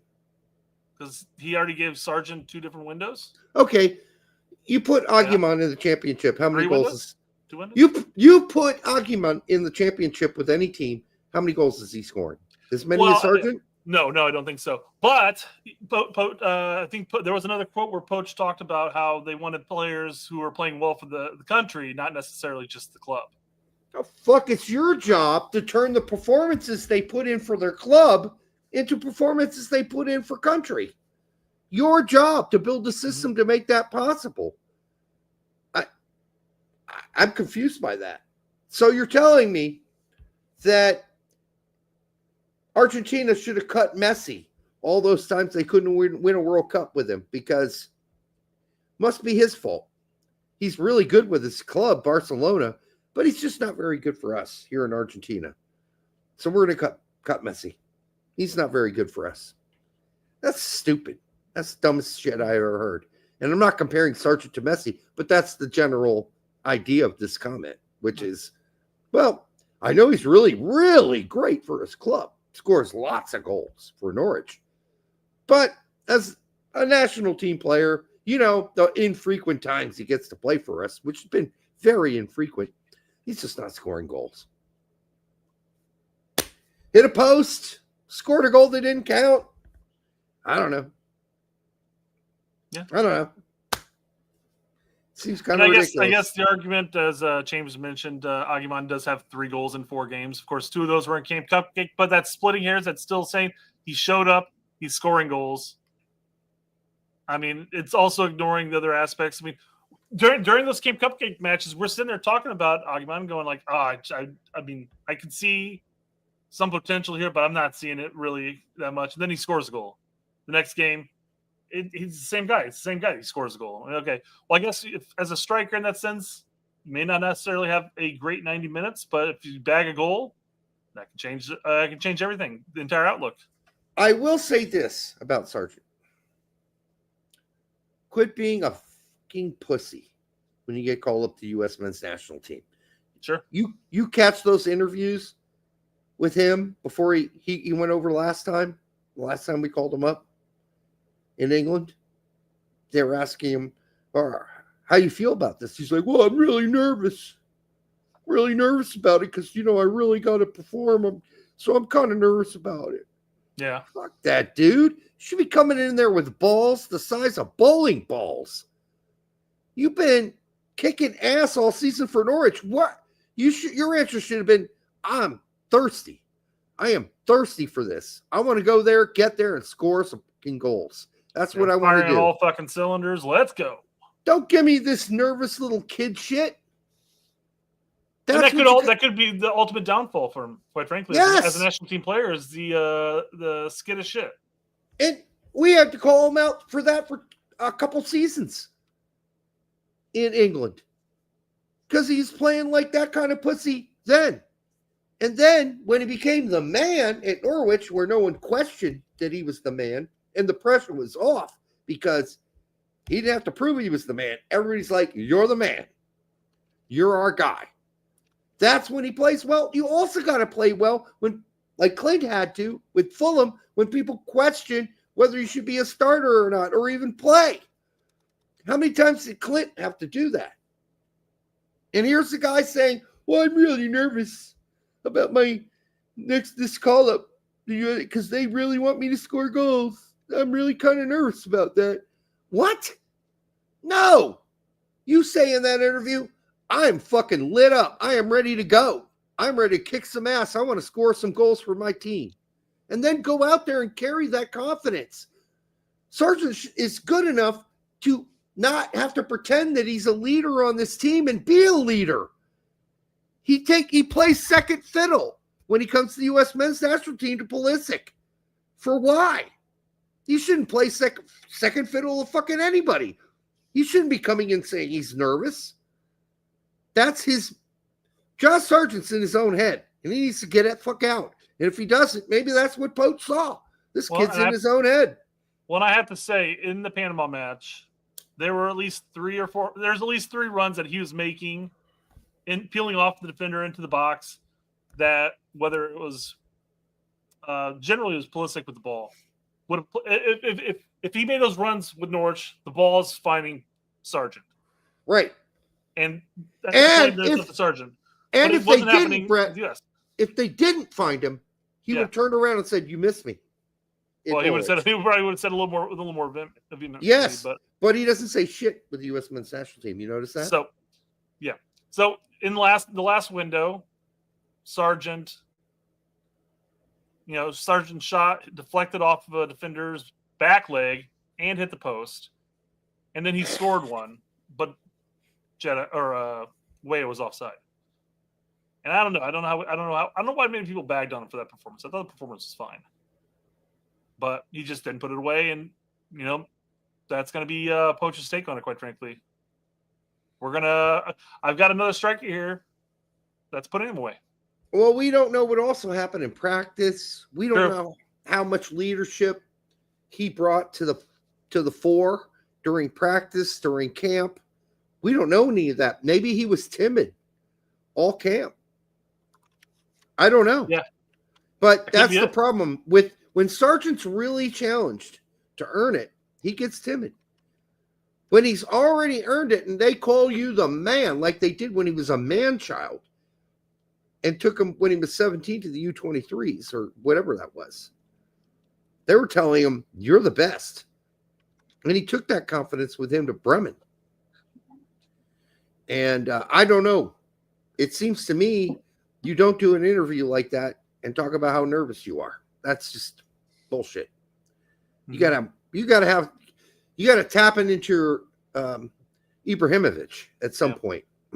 Bob's your uncle's asking who gave him the service for the shot that hit the post. That was, I believe, Weston. It was Weston. Took it all the way down to the end line, played it back across. It was McKennie north of the 6, so it was Weston. Should have been a goal. Yep. Should have. It was unfortunate. I mean, I think it was going far post and it was going to go in, but the defender just happened to be there, got a little nick to it, and it still almost went in. So, yep. All right. Well, what else we got here? Pochettino. Hang on, one second. So, B-Mart mentioned, hey, you're not going to build a system around Sargent, to be honest. And I said, well, fuck the system. Play to your 9.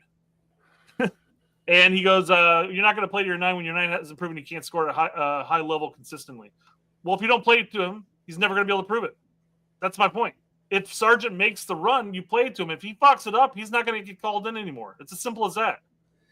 And I do think it's not like Pulisic scored those opportunities. You play it to the 9, whether it's Aguiman, whether it's White, whether it's Jesus Ferrer. I don't give a fuck. Play the play that's going to give you the best opportunity to score a goal. And if they fuck up, it's on them. Yeah. And it's not like the championship isn't a high level. Championship's better in Holland, Belgium, lots of leagues in Europe that aren't Germany. I mean, you could say, and sometimes some people contest it, that championship's just as good as the Bundesliga outside of the top 3 Bundesliga teams, 4 teams.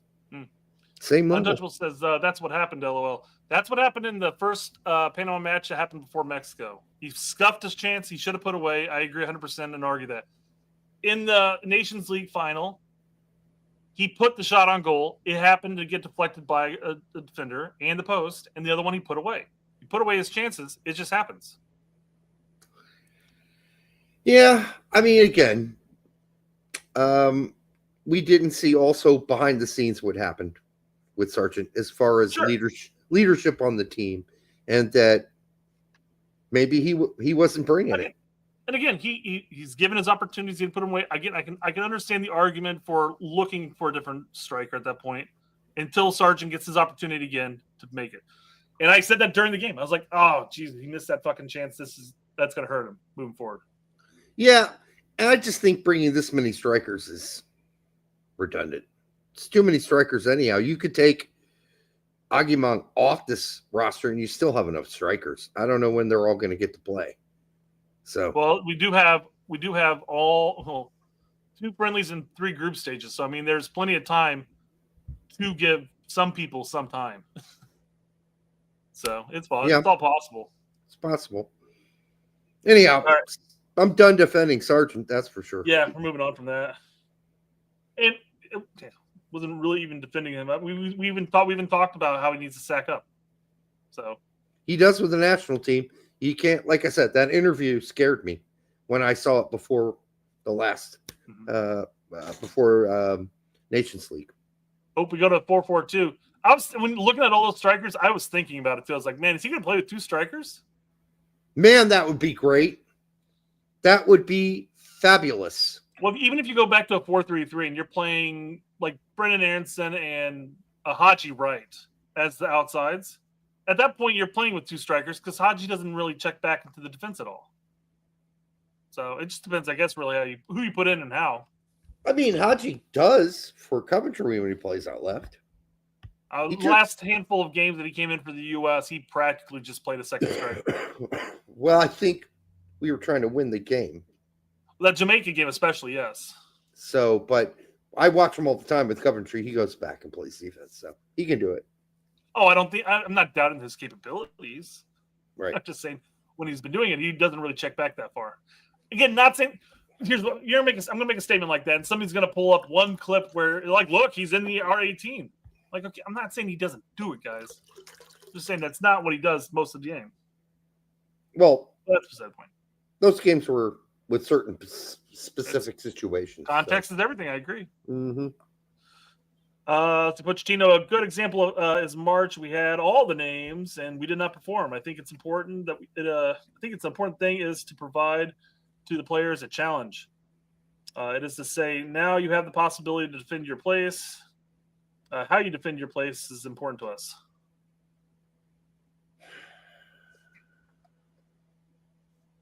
To provide the players a challenge. We have the how you defend your place. I have no idea what that means. So is this him saying, well, of the people who are here in March, is this his way of saying, hey, this is your chance to defend your position, your place?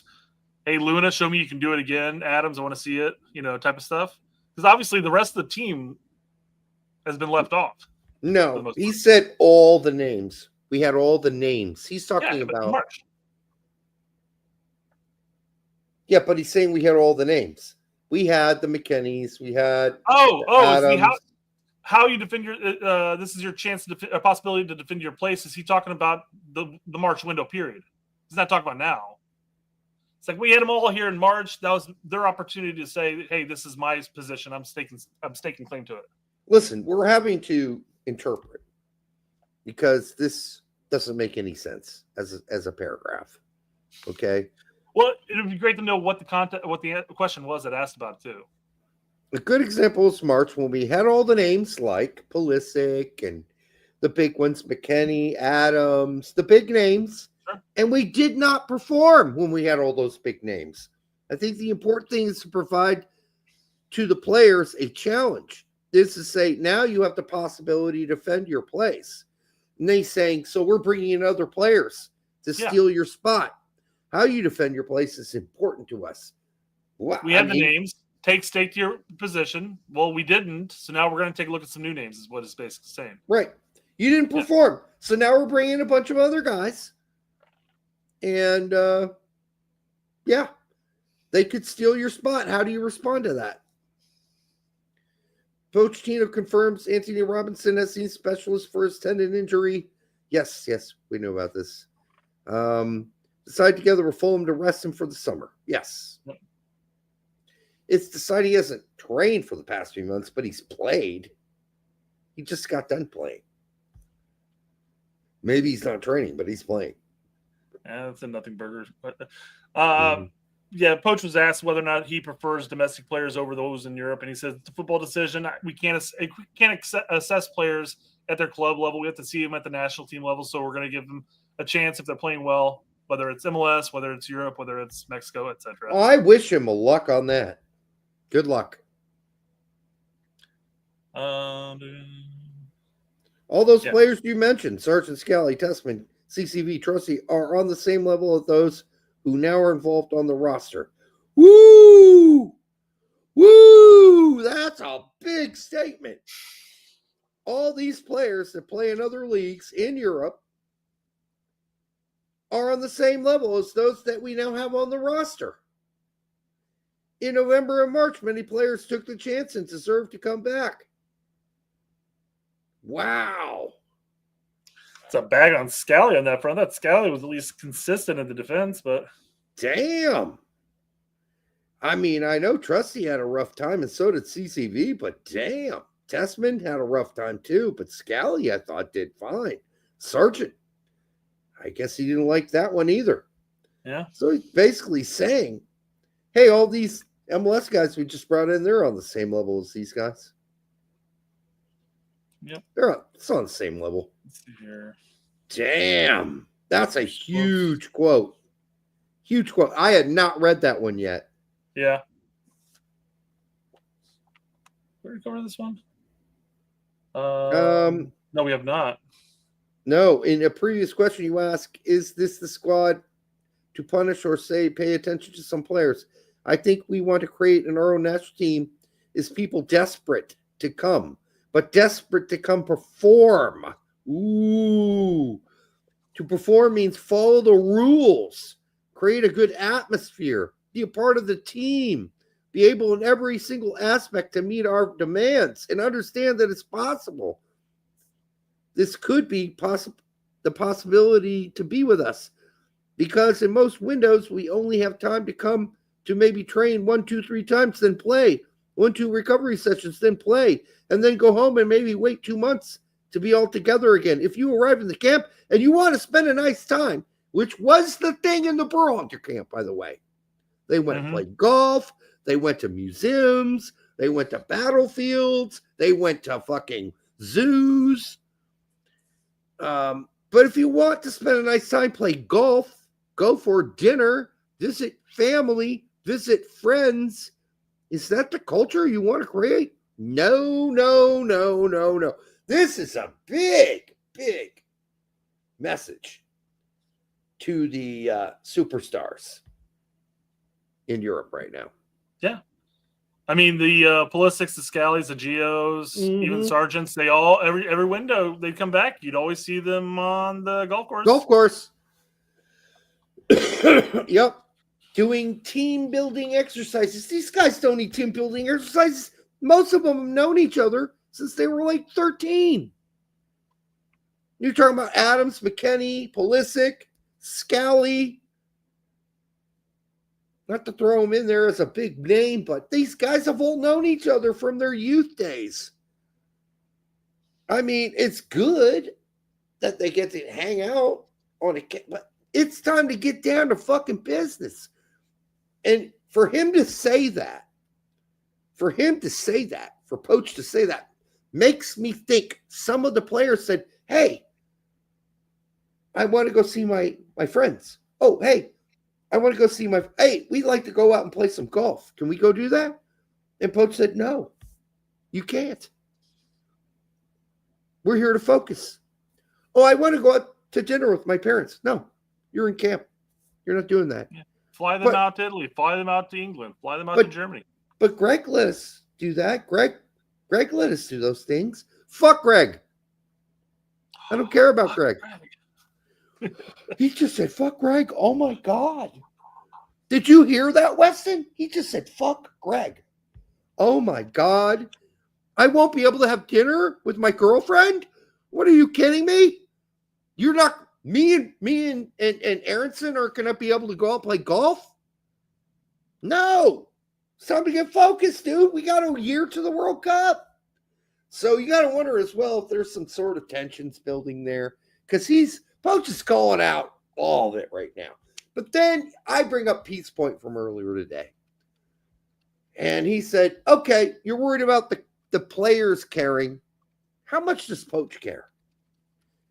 Because we haven't seen a lot of evidence of that yet.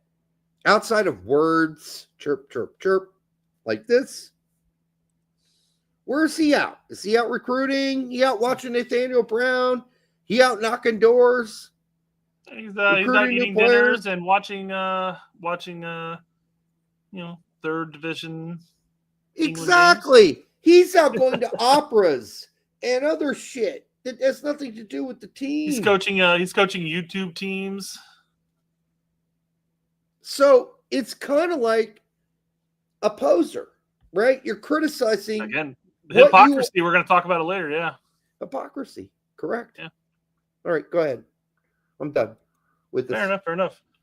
Here's Kelvin talking about some secondary U.S. men's national team players who have fallen off the map with no explanation. Fossey, Busio, and Scally.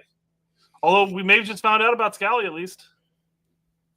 With the golf excursions and stuff like that.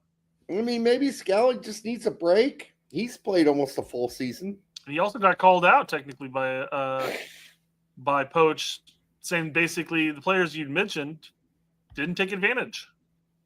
Yep. They didn't play well. They had their opportunities. Busio wasn't mentioned, but Busio wasn't included either, though. Right.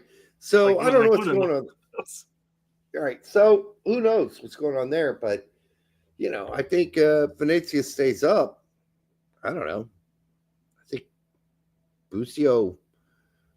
But he's saying basically the players we have here from MLS that are replacing all these dudes are just as good.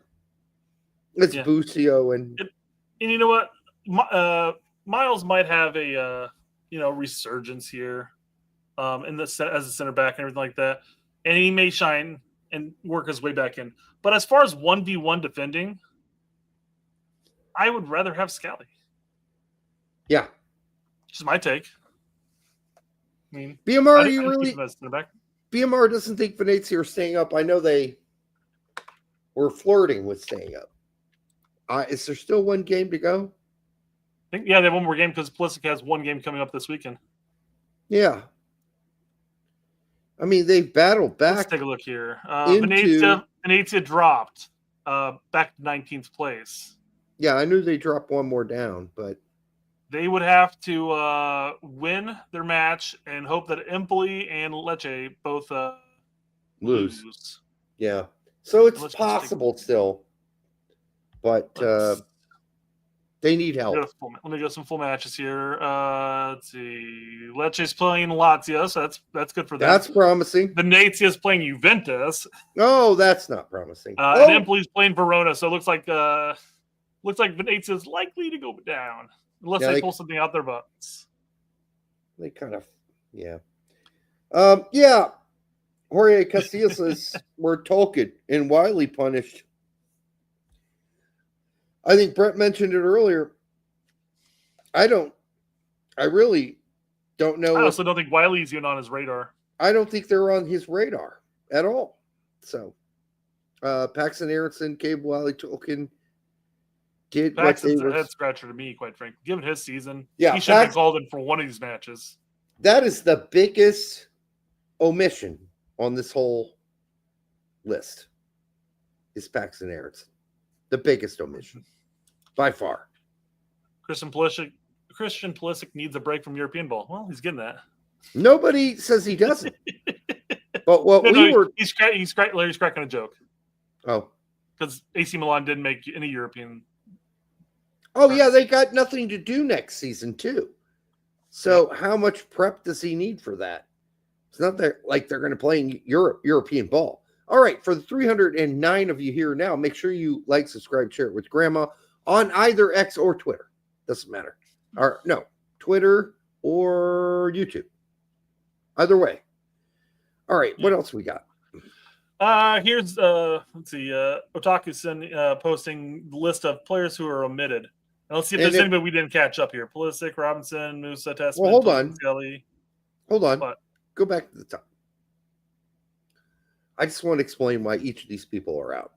Pulisic, okay, well, I felt we did, but we can do it all at once here. Yes, it's fine. Pulisic hip, Anthony Robinson surgery, Yunus Musah personal reasons, Tanner Tessman wasn't picked, John Tolkien wasn't picked, Joe Scally wasn't picked, Cameron Carter-Vickers end of the season toe injury again.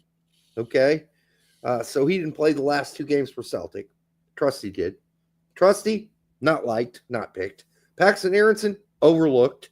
Caleb Wiley overlooked. Griffin Meow didn't earn it this season. Sorry. Attention, frankly. Didn't earn it. He had a chance to be a standout for Westerlo. Didn't do it. And then we knew Weston, Reina, and Way, of course, right. Club World Cup. Although the Fox Sports Twitter handle wouldn't let you know that. Right. Zendejas, I'm going to mention a few others. Zendejas. Yeah, where's Zendejas? Good credit. Club World Cup, most likely. Oh, is he? Yeah, because they're playing that one-off game to get into Club World Cup against LAFC. That makes sense. So he didn't get called up for that. It's strange. Out of all the shows I watched today, not a single person mentioned that. And they've mentioned Zendejas, and I see a lot of people talking about it on Twitter. I didn't even think about it, to tell you the truth. Yeah. Nathaniel Brown, obviously, because he hasn't been recruited. Jonathan Klinsmann. Been recruited by the German U21s. Who? Brown. Oh, yeah. And then Aiden Morris, not on this list, just wasn't called up. And Busio. So that's all of them. That's all of them. If you got another one you want to add, let us know.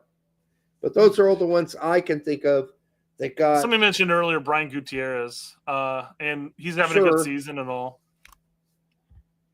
But I assumed he would have been included once I started seeing some of those names being left off. But it is what it is. I mean, over who? Quinn Sullivan, maybe. Well, let's go back and take a look. Jack McGlynn. I haven't really been high on Brendan Aronson with the national team. I understand why he's included over Gutierrez, but Swatsky, maybe. Swatsky, yeah. That's probably the one Sullivan pick everybody. I think Sullivan deserves a look. So, I mean. It's Swatsky. Yeah. Although Columbus fans are going to tell us everything we've missed since I've only watched 2 Columbus games all season. So yeah. PT69 for $5. CP just lost his virginity and he needs a summer off to spend with his girlfriend. Yeah, maybe so.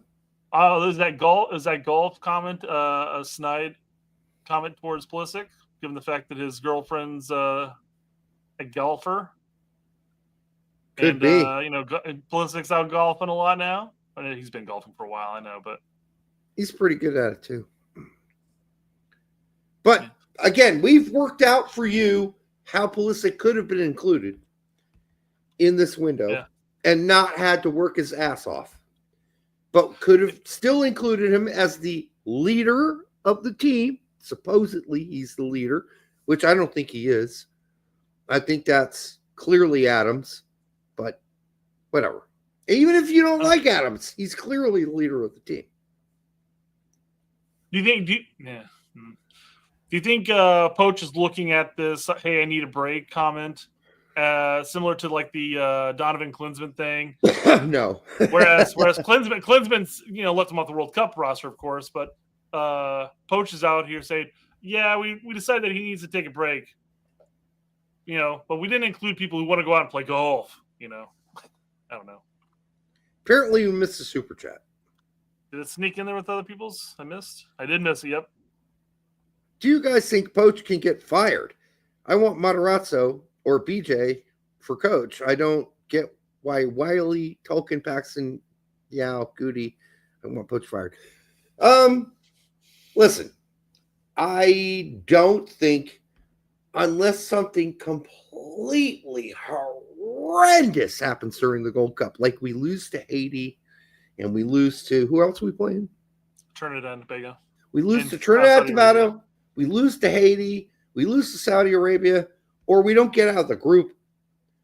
I just cannot think of a situation where that could happen. We're paying this guy a lot of fucking money, and then there's guaranteed money we still have to pay him if we fired him. Yeah.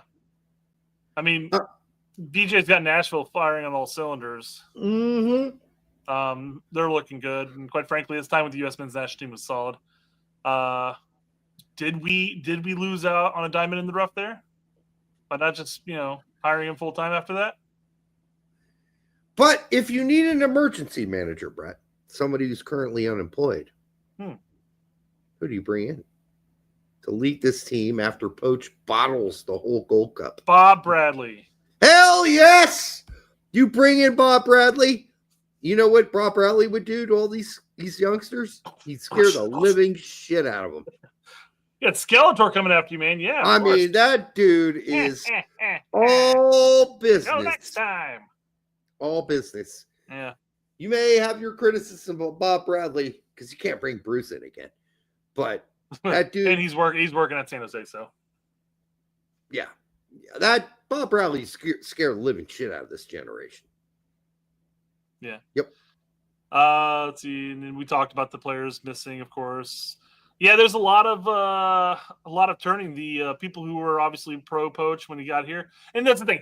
A lot of people are pulling up quotes from when Poch got hired and be like, "Oh, we're finally back," blah blah blah. And it's just like, yeah, hindsight's always 20/20, guys. This looked like it was going to be a great move, and it might still end up being a great move. Right now, we're in a low of a low, man. This is a slump. Yeah, I mean, listen, when he was hired, we were happy. But that doesn't mean we were saying, oh, well, now we're definitely going to be. None of us, I can remember, said, oh, well, this is guaranteed, so we're going to be great. None of us said that.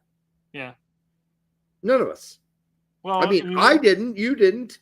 Maybe other people said it. May have been great. Like, oh, that's great that Berhalter's finally gone. And I think Poch is going to have this, this take no prisoner type of mentality. All the players are coming out saying like, yeah, we needed a change. We didn't need a nice guy anymore. We need somebody who's going to kick us in our ass.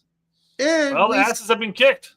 We said the same things that you guys said, which is like, how's this going to work out? He's never coached a national team before. Why hasn't he hired any Americans? Why are there no Americans on his staff? We criticized that early on. Mm-hmm. There were lots of things that we criticized him for early on. So it wasn't just like, oh, yeah, Poch, ooh, bend over, whip down the drawers so I can get up in that. No. We were like, hey, I want to see some credentials. I want to see what you're doing. I want to see the plan. I want to see what this is all supposed to look like.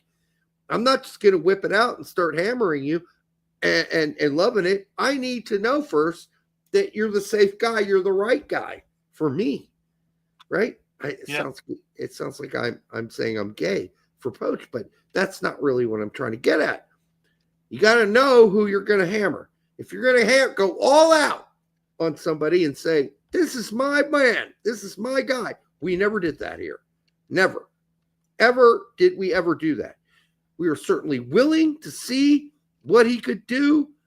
And early on, there were some hopeful things going on. Very good-looking things going on. And I certainly was ready to break out the loop, but we never did. Now we're deeper into the game. We've seen more of that bare ass, and it's frankly not very attractive. It needs to be shaved, tightened up, cleaned up. All that needs to be shaped because right now, honestly, shit's looking just as bad or worse than Greg Berhalter. And it could be at the end of the day, you'd rather have Greg over for a night of fun than Pochettino. Looking forward after 2026, I mean, are we going to get to a point where we're just going to sit there and go, we just need somebody who can motivate our guys before the match and at halftime, but then just let our guys play? Yes, that's don't Bruce need Arena. To overcomplicate things. Don't need to implement some system. Just here, I'm putting you guys in a position to succeed because I know what you guys can do. And maybe talk a little bit. Hey, when we're in this situation, we press a lot, but then we do a mid block after that. I don't know. I feel like sometimes it's just things get overcomplicated when it comes to the national teams. Yeah. And I don't think the answer is going to be Klinsmann Fumar, but I do think that Bob Bradley could come in quickly and do a job. And I don't think he'd be overcomplicated. And certainly Bruce wouldn't be either, but he's got a job. Klinsmann, I don't think Klinsmann's perfect for this generation because I don't think that Klinsmann would be able to connect with these players. Like, he's still, as long as he's lived in the United States, he's still very German. Very German. And I don't think, let alone the generation he coached. This one, I don't think he could connect with. But, saying that, you could say Bob Bradley would have the same problem. But I think Bob Bradley has a history with the team and understands the American landscape and be able to go, hey, I know where you're at, but fuck you. It's time to go to work. Yep. I don't know if Klinsmann would be able to say fuck you and go to work. He's not that kind of coach. So we'll see. Jesse Negron for 199. I honestly care less and less about this team. That bears out in the numbers. I've been having a conversation with someone on Twitter, and I was going to bring it up just before we went live, but I was like, maybe I'll talk about it later. But I was having this conversation with a guy, and I don't know. It's one of those things where I'm like, he's just like, who cares about it? Casuals will come in the World Cup, and we'll perform at et cetera. That's where we're going to get, we're grow. I'm paraphrasing conversation. Right.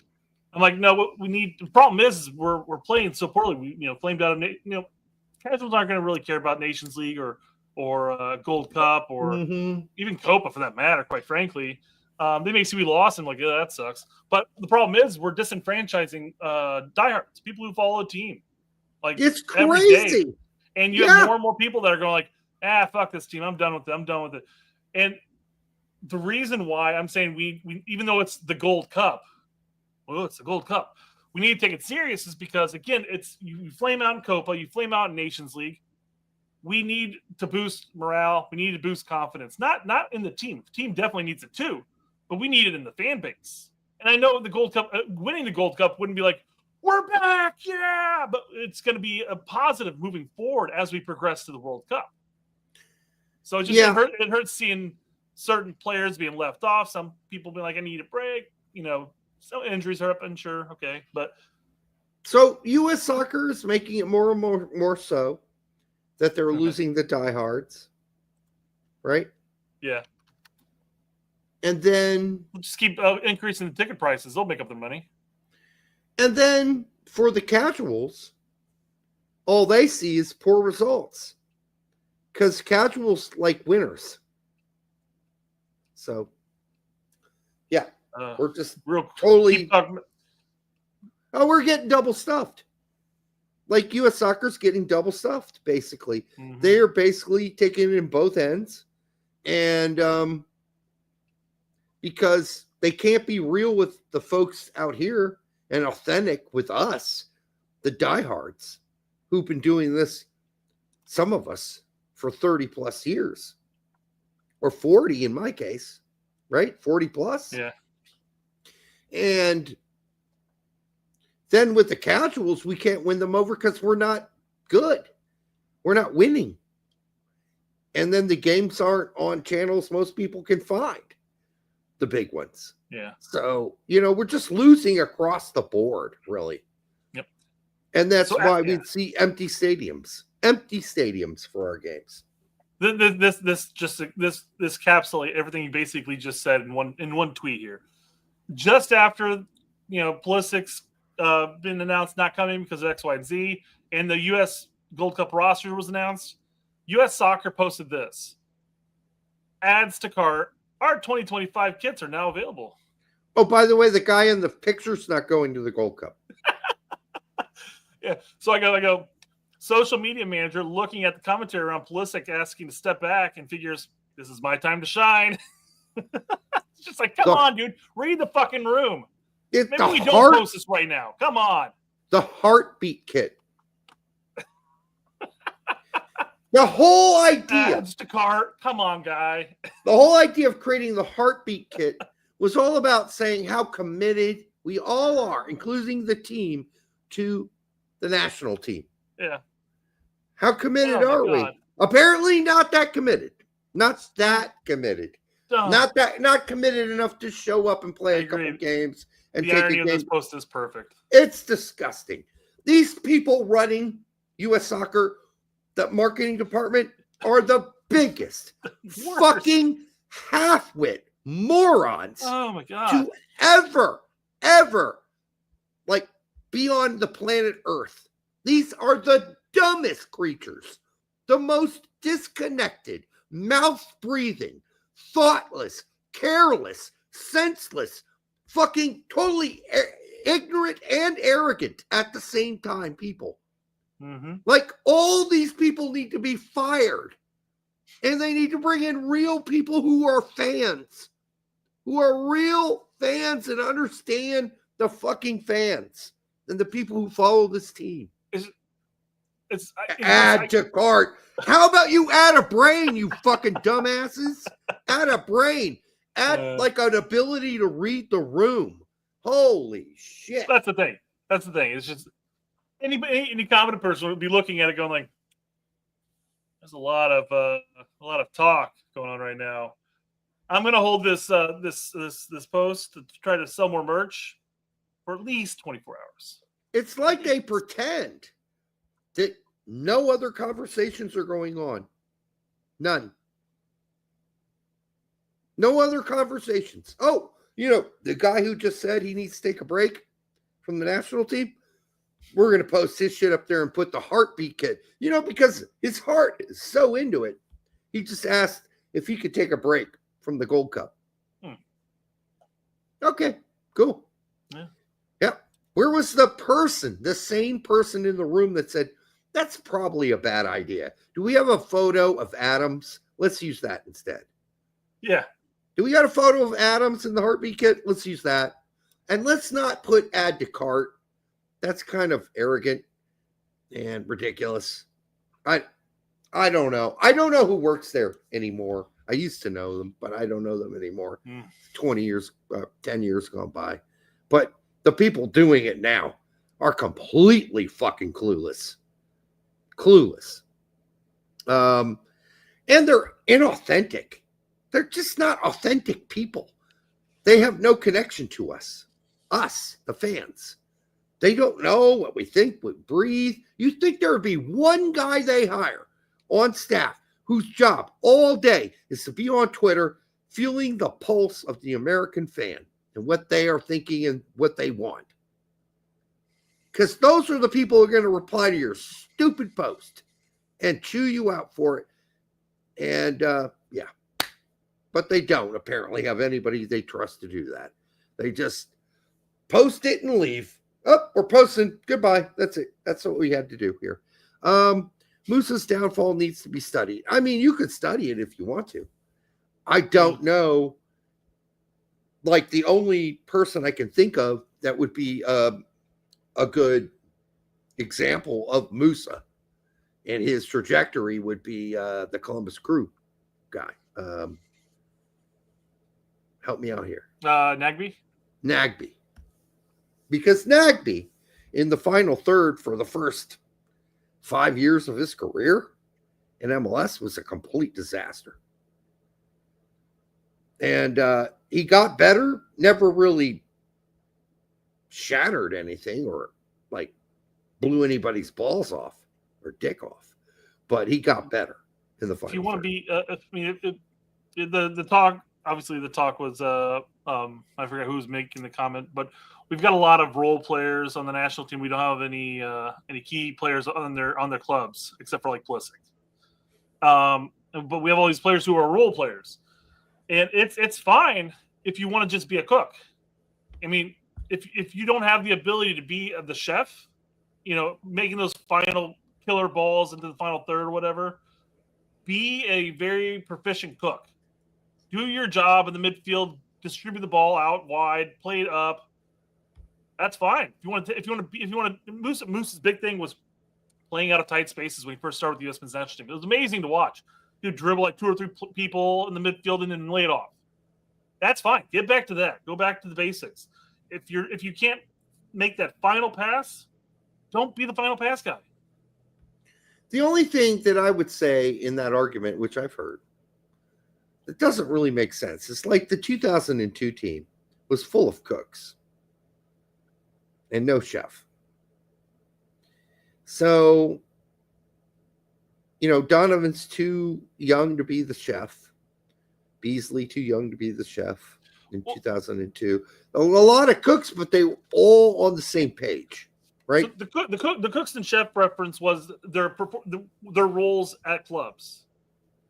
We've got a lot of role players, but we don't have a key instrument at their club. Well, I guess Donovan was used to, with the youth teams and then the national team, of being the cook. So, fine. Reyna, the older Reyna, was not really a chef, but he was like in between a cook and a chef. I don't know. I don't want to get too far of this, but my point is, I don't know if that whole thing works out. Kind of like my building a crop thing was kind of like, it kind of works, but does it really? All the way. But well, on that one though. Yeah. Wuxia says for $2, what do you guys think of Swatsky and Freeman? I've only seen Swatsky twice this season, so I don't have much opinion. This Freeman, will really be my first time on both players, so Freeman looks like he could be a freak athlete. That's what it sounds like everybody's talking about. So I'm holding opinion until I watch both of them play. So I mean, he's been really impressive athletically, and his touch isn't that bad. Technically, he's not that bad. So I mean, he could be a freak for all we know coming up. Freeman. Roster smells like a 4-4-2 with all strikers. Thank you. AJ1410. Could be. We talked about that earlier. Be nice. Sure. But no guarantees there. Musah turning. I mean, you don't. I went back and looked at Poach's history. You got to go like 6 years back to find a 4-4-2. Musah turning into Lee Nagoya. Lee Win. That's right. God damn. You're not you guy. You should have known that. I know. I don't know. I mean, Lee came back and had a great season at the Revs. He wasn't that bad. He was okay for the national team. I think he kind of got shafted on a number of call-ups when he was with the Revs, quite frankly. We're like, why wasn't Lee called in? He got shafted by the Revs later on. They didn't even re-sign him. Well, for his benefit, they shipped him off to LAFC. So that didn't work out that great, but all right. Oh, yeah. Though they didn't respect his contribution, and he was battling for like player of the season at the time. But anyhow, it is what it is. Yeah, I mean, could be. I mean, I would more favorably compare it to Nagbe, because Nagbe was the ultimate ball carrier, and that is what Musah is. He's a ball carrier. He's not a ball distributor, and that was the big problem with Nagbe early in his career. Nagbe did figure that out to an extent, but never really became the player we all thought he was when he was playing with the youth national team. We never got says Nagbe's overrated like Dom Dwyer. Yeah, Nagbe never got there. He got better, but he never quite got there. And if that's the trajectory that Musah's on, then we're looking at minimal improvements over time. Mm-hmm. But still a worthy player to have on the field if you need somebody to carry the ball out of the final third into the midfield, right? He can do that for you. And he ain't going to lose it, right? He's not going to lose it. Nagbe doesn't lose the ball generally, carrying it from the final third into the midfield on attack. This is like, what's the pass he's going to make a difference? Probably not going to make one. But what Nagbe learned was make the safe pass to somebody who could do that. Yeah, so there's that. Watch Freeman's dad's football highlights. One of my fave players growing up. Yeah, I mean, he comes from a good lineage. good lineage. That's why I say he's a freak athlete for sure. Mm-hmm. Bears fan, so I hated Antonio Freeman. S27, good to have you back, my brother. 199, 2004 called and wanted their 4-4-2 formation back. I think 2004 is looking at this roster going, damn, that's how you do it? Flat 4-4-2 or empty bucket 4-4-2? That's the question. Got to be empty bucket with Tillman and got to Lehman, be. right? Yes. Got to be an empty bucket. If this happens, it will be empty bucket. Yeah. There's no way. We don't have any out and out wingers for the most part. No way this is a flat 4-4-2. No way. Yeah. Breno says this is not normal. Players answer their national team call up for top tournaments, especially the stars. The European club schedule is overwhelming American players, but not those from other countries. I have never felt by those other countries, he means Argentina, France, and Spain. I have never felt more pessimistic for 2026. This is also shared by Lawless, who had the same feelings about this. Like, come on. We're going to find out Stu Holden has the same thought process too. Yeah, this is it, guys. We got a year to go to the World Cup in our own country. And only a couple more windows. Literally a couple more windows. This is it. What are we doing here? Fuck AC Milan. I mean, for the fans of AC Milan, fine. I know why you'd be upset about me saying that, but honestly, this is it. This is the big tournament. The tournament of your life for most of these guys. That's your priority right now. You're getting paid. You think if you come play this, you can't go play for AC Milan next season? I think you can. Anyhow, it's crazy to me. People actually care about Copa America and Euros, though. No one cares about Gold Cup. You know what the big difference is between those three cups, right? I do. The opposition. The opposition is why people care about Copa and Euros. Is you have great countries playing against each other, and it's entertaining. Yes, and even though no one cares about the Gold Cup, it's important for the team to build chemistry before the World Cup. And as you said, there are only so many more windows. This is it. What are we doing? And I don't disagree with you, Beamer. I'm not disagreeing with you on that point. But I'm pointing out the reason why people, and not even people from those countries, care about the Euros. The Euros are going to draw more TV views than the Gold Cup will. That's a guarantee. I don't care whether you care about the Gold Cup or not. The whole point is these guys got to build some chemistry before we. But what Poch is saying is, yeah, well, those big shots, we brought them in. Look how they played. And by the way, a lot of these other guys that we had before, I think the MLS guys we're bringing in now are just as good. I think it's a whole lot of fucking noise. That's what he's saying. We just played. Go back if you missed the early part. And we read his quotes. That's what he's saying. And Beamer follows up by saying, yes, but we haven't cared about the Gold Cup since Nations League started. And that's true. I don't care about either of those tournaments, frankly. I really don't. The irony is that the Nations League is basically just the semifinals and finals of the Gold Cup. That's all it is. No different. All I care about as we lead up to the World Cup is neither of those two tournaments, but how we play in the games that we play in those tournaments. I don't care about either tournament. I just want us to play well and build chemistry going into the World Cup. We're not going to do that. Going back to the BJ Nations League. Again, it's Nations League. Yay. But we went in there and flat out destroyed the opposition. That was amazing. And then, so there's the tale of two worlds right there, because we're not saying Nations League. But we're saying we flat out went out there and destroyed opposition. Yeah, we got a trophy. And then Poch has the Nations League. We go out there and we suck donkey dick. It's not like, oh man, we lost Nations League. It's like, man, we sucked ass at Nations League. Yes, exactly. It's okay. We raise the Nations League trophy. We raise whatever trophy, Gold Cup. It's not about that. It's about how did we play?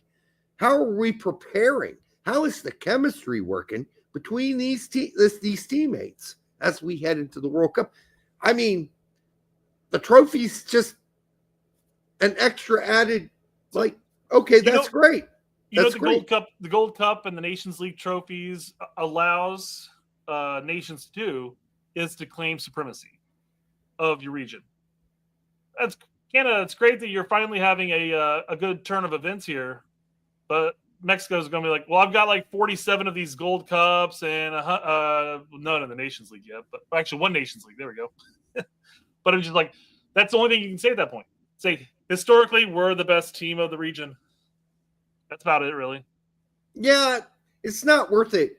What we're really here for, if we want to get really down to the nitty-gritty, is we're trying to build a core group of guys who are going to be prepared to die from one another, not literally, on the pitch at the 2026 World Cup. That's what we're trying to do.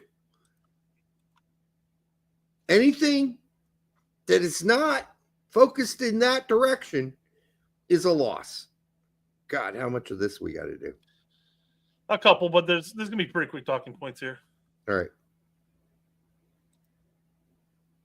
Chris Richards coming off that FA Cup win, and Miles Robinson. I had Miles Robinson in the Hell is Real Derby this past weekend.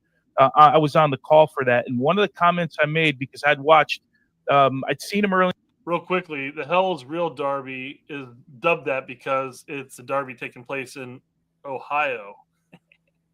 Yeah. So, in here, I'd watched the 2 games prior in preparation for calling that game, Benny, and he seemed to have that explosive, first 2 steps back that maybe he was missing a little bit last year, coming off that massive knee injury that he had the year before. All right, good. So maybe we're going to get the Miles of old. Not necessarily the strongest 1v1 defender, but he can cover his ass if he gets beat. Okay, good. That's good. It's fine. You brought it up earlier, and I was like, well, we're going to talk about Miles in a sec. Well, No, I mean, I hope he doesn't have to play. We can skip the offensive changes because we basically covered that. Yep. 40, 54. By the way, for the 336 of you who've been here tonight, make sure you like, subscribe, share it with your grandma. Yeah, hit the like button. Whatever phalange that is free, hit it. Hit the subscribe button. All right. So, Derek, this is going to be about a minute long, so we're going to have to break it up here, okay? All right. But it breaks into it, so. Or anyone who came into this, if it was Berhalter or Bruce or anybody, everyone has to say, yeah, I'm going to look through MLS, and it doesn't matter where you're playing, and I'm going to look. But the inherent inclination is you're going to look at the guys in Europe, right? So we've all made that point, right? Yep. So basically, Poch has to come out here and say, oh, I'm scouring MLS for some hidden gems. It's crazy. But then the overall arcing point is by the end of the day, just like how Klinsmann changed his game when he went to 2014 World Cup, it's predominantly, and most likely, the roster's still going to be predominantly European based because you're in Europe for a reason. You would think. You'd think, but I don't know. So I don't know anymore. That's the first guys you're going to look at because, in general, the best players are moving to Europe, right? That's just a general thought. And some of them are still in the phase where they haven't played well enough yet, but they are now. They're getting to a national team level and will move to Europe. I'm thinking of like a Diego Luna type guy or an Ajiman type player that will get it. There you go. Do you think Ajiman's going to Europe? Championship? That'd be my initial take too. I mean, maybe. He's 24. We're third of the way through the season right now. You said he has 3 goals? Yep. If he's going to go to Europe, he better be picking it up. But then again, who knows? Maybe a World Cup starting goal could be the difference maker. I don't think so. I don't either. Luxembourg chance at some point to move to Europe. Just haven't done it yet. Yeah. But my overriding take in the conversations we had with Pochettino, the feeling around the camp when we were in LA back in March, Benny, was that he really doesn't care about the names. And he really doesn't care where you're playing. He only cares about one thing, and that's putting the best group of players together. Yeah. Whoa, that's scary. So he doesn't care about the names as long as you come to play. So well, the names didn't do them any favors. Yeah. Like recently. So yeah, I mean, I guess we're getting there. We're getting to the point where Poch is basically saying, fuck you. I don't fucking care. Don't come here. Don't come here and think you've already made it. You haven't made it with me. You ain't made shit. Oh, boy. Well, I'm just hoping the pendulum doesn't swing back too hard, though, on that. You know, make the case, say, hey, I'm not calling you up this window. Next time you get a chance, you better come out here and perform. And but he's got to be able to give those players another chance, right? Yeah. So, hey, Czar says ridiculous comment by Miola. No, he's just quoting. He's just quoting Poch. Yeah, I mean, he makes the blanket statement everybody makes. Every coach has to say they're going to look at MLS, but in the end, you're going to be relying predominantly on your European-based players because the best players generally are going to Europe at this point. Right. But then Poch is saying, I don't give a fuck. I really don't give a fuck. Yeah.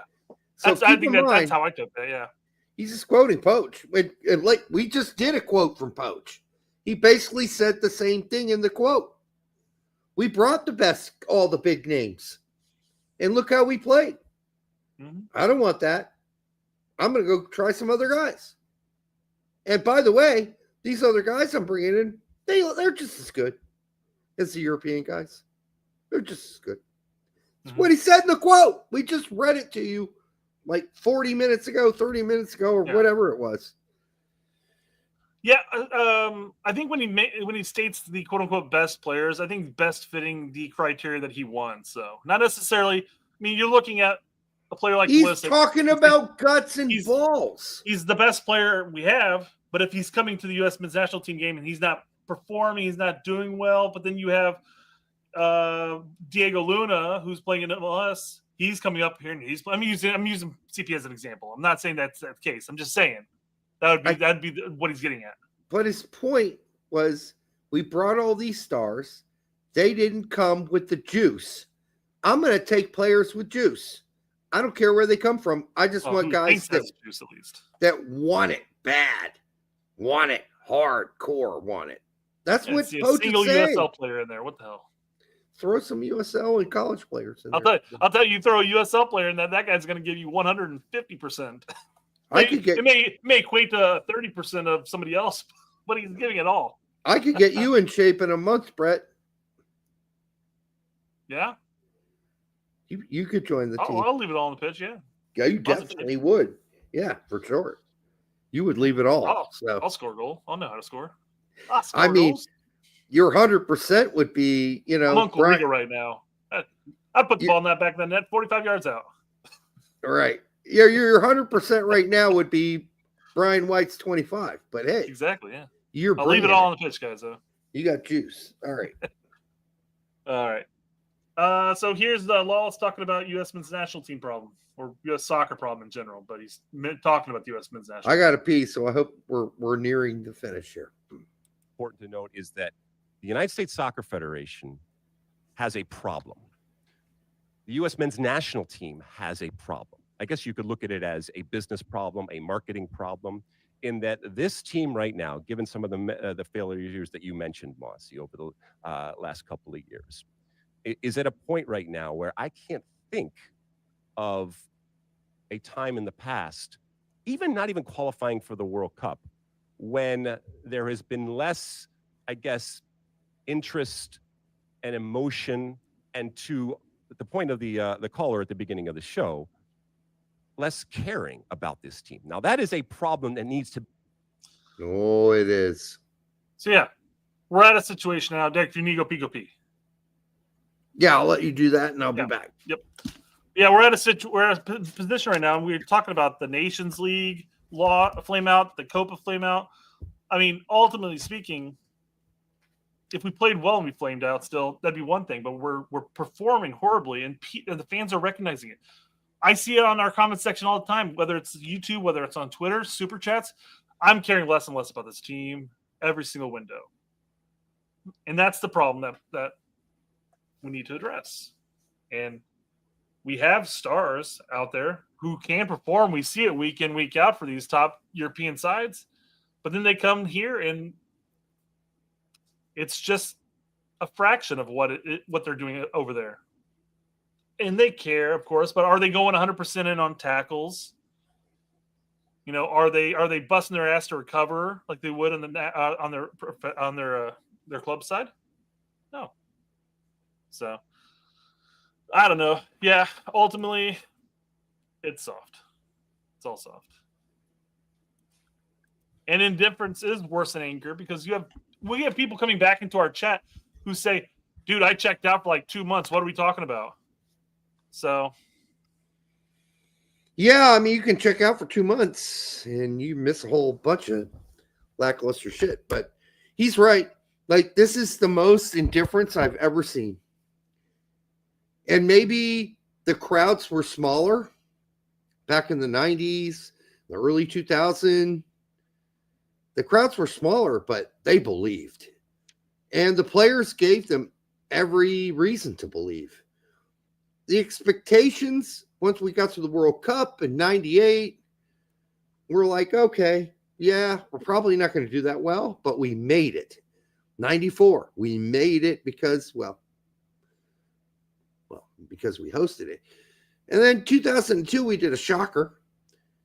And then 2006, there's always something, though, that provided some sort of hope that kept people, that kept the crowd growing, slowly but surely we were growing, right?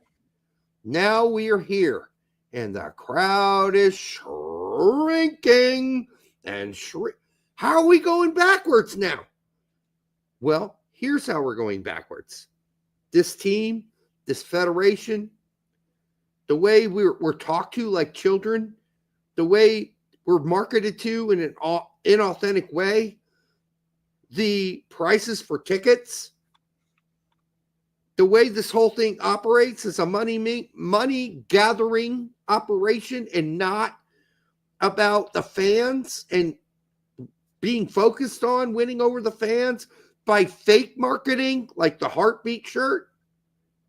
Like, it's a good shirt. Does it need to be called the Heartbeat shirt? Because you need to reassure us that our players care? Really? Is that what we're doing? This is the worst marketing in fucking the history of the planet. The history of the planet. I can think of other poor marketing, but not such poor marketing over such a long expanded time. I can think of poor marketing where the corporation went, oh, Jesus, we blew that one. Let's not do that again. But U.S. soccer doesn't learn from its mistakes. It continues to do the same shit over and over again, like we're all fools and idiots and imbeciles. And who are they talking to? Are they talking to the fan that's been following this team for a while? Or are they talking to casuals who don't give a fuck in the first place and are going to caring less and less about it because we're not winners anymore? We got a big problem going on here. Yeah. Yep. Big problem. Here's Holden chiming in. As you talked about, it's a different game now. FIFA, with the amount of tournaments, they've got the Club World Cup this summer. The Gold Cup's played every 2 years. We played a Copa America last year. It's all about the World Cup next year, and that's all that truly matters. But to me, that feels like a cop-out. And we've created an environment where really we have glamorized so much the playing in Europe and European soccer and being at some of the biggest clubs in the world and playing in the Champions League. And really the priorities have shifted in the mentality of players where it's now club soccer is almost pushed ahead of international soccer outside of a World Cup or outside. Yeah, I guess. I feel like there is absolutely a glamorization of cracking the top European sides and being on the best side and stuff like that. But I feel like that's always been around. Sure. I don't know if I necessarily agree with that part, but I mean, but I do agree with the maybe the sense of the players itself that maybe they do hold the club higher than they do the country now, at least in our country, especially. I think what they do hold is that they've made it, right? They've made it as a player. Whereas I look at Landon Donovan and he never made it club-wise as a player outside of MLS. He had some good seasons, a couple good loans at Everton, but his heart and soul time to display who he was as a player was the national team. Because nobody cared what, outside of LA Galaxy fans, nobody cared what fucking Donovan did for LA Galaxy. Yeah. And so his time to put on his show worldwide was with the national team. Whereas if you're playing for AC Milan or you're playing for Juventus or whatever, you're playing in the EPL, your games are getting broadcasted nationwide already. You've already proven your point, right? I'm great. Look at me. I play for Juventus. I'm great. Look at me. I played for AC Milan. Look at how great I am. And now you don't have to do that anymore. There's no chip left. You spent the chip proving it at your club. You don't have to spend that. There are no chips left to spend once you get to your national team.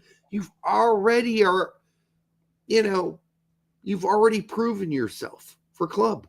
The biggest clubs in Italy, the biggest, you're in EPL, one of the big, or at least the top 10 team in EPL. I'm not calling out about anybody individually. I'm just saying maybe the chip's gone. The chip's just gone. No more chips left.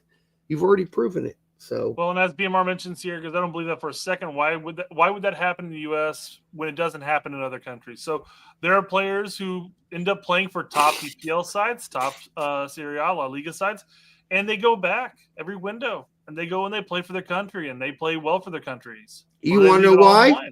Because here's the difference.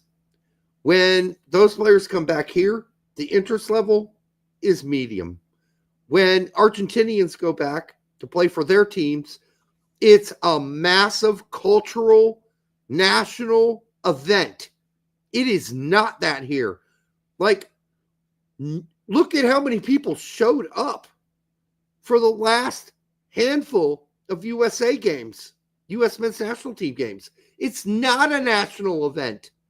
It's not important nationally. It's not anything that anyone cares about. And thus, there is very lackluster pressure. You go play for the Argentinian or Spanish national team in a major European competition or international competition. There's a shitload. Well, hell, you go back to play for South Korea or Japan. Same thing. So you lose here. You're Pulisic or you're any of the guys that lost in the Nations League recently. How much pressure and how much criticism are you really getting outside of me, you, Pete, Tact, and a handful of others, and maybe some jibber jabber on Twitter? It's not really that severe.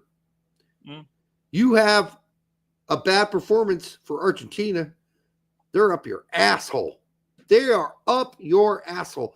That pressure is enormous. Same thing in Germany. Same thing in England. Like, you got to go live with that. Here, you don't have to go live with that. It's not big enough. I mean, go talk to anybody on the street, Brett. Nobody even knows who Pulisic is yet.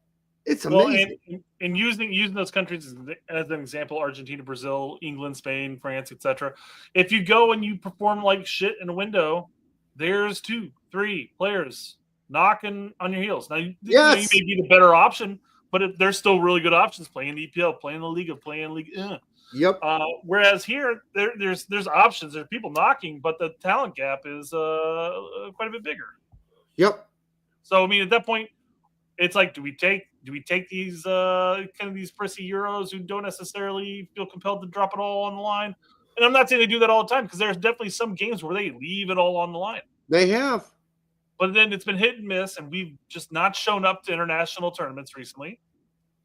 So do we continue to go down the same road of playing these guys who clearly are the best talents, or do we take a hit in some talent, some skills, some experience, and do we try a new phase that will leave it all on the line regardless? You can't just show up for Mexico. You got to show up for everybody, not just Mexico. Mm-hmm. And that's all we've done. We just show up for Mexico. That's it. Rest of the games, win, maybe not. Lately, pitiful. At least we've had Jamaica's card for past couple windows. Well, that's an incompetent team with full of talented players. Hey, no, I don't need context right now. I'm just happy with us dominating somebody. In the summer. And yeah, to your point about club over country, now you're hearing about all these niggling injuries these guys have. Milan plays Monza this upcoming weekend in Serie A, the last game of the season. Fulham is home to Manchester City in the last Premier League game of the campaign. I'm very curious, guys like Pulisic, Musah, Jedi Ramsden, are they going to be out there for their clubs after pulling out of this summer with the US? I would guess yes. I don't know about Jedi, but I mean, quite frankly, if Pulisic really does have an injury that he's having to take injections for, Milan has nothing to play for this final match. Nothing. Then at that point, he shouldn't, in theory, be available. He should be at home resting, or at least up in the stands, whatever. Not dressing. At that point, yeah. At the point, if he's really injured, he should be on the game day 18. It's a meaningless game. Yeah. So against a team they're going to beat with or without him. Jedi's in the same boat. Musah's not there for injury reasons. That's a personal reason. So I mean, if he's available, he'll play. He'll at least start or get up and everything. But if these personal reasons are that serious, he won't be on the roster. Unless a personal reason is like a wedding during the Gold Cup. I'm just using that as an example. Really? I'm using it as an example, Derek. I'm not saying that's the reason why. We gonna Matt Miazga this? Sure. Let's do it. Okay, the poach's dog while we're at it. No, I mean, that's why Miazga, remember? He left. Yeah, I know. That's why I'm saying that Musah will also kick Poach's dog, too, because he's going to Matt Miazga it. Yeah, I just think this is... What's what I'm saying. The personal reason doesn't have to be this Saturday or Sunday or whenever Milan's game is. But Pulisic, if he's truly injured, he shouldn't be playing because there's no reason for him to play. Does Pulisic really worry that if he comes and plays, like, against Switzerland and Turkey, and then doesn't necessarily play that much through the group stage, he's not going to be healthy for AC Milan next season? I mean, are we really believing that? I mean, that's crazy to me. That's crazy. But, hey, it's different generation, different priorities. I know in the 80s, 90s, early 2000s, the only priority for the players on the U.S. men's national team was to play for the U.S. men's national team. That was their priority because it was a chance for them to showcase their skills and maybe get signed to a big team like Juventus and AC Milan. But no incentive when you're already signed to Juventus and AC Milan. You're already signed to Bournemouth. Not that Adams is a problem. I'm just throwing out that idea. So I want to know what's our thoughts if Pulisic does take the field against Monza. Well, I mean, the two issues at hand why he can't play for the U.S. this summer is he's tired, he's got a chronic injury that he's taking injections for, and needs rest. Both of which would rule him out of this match because there's no reason for him to play.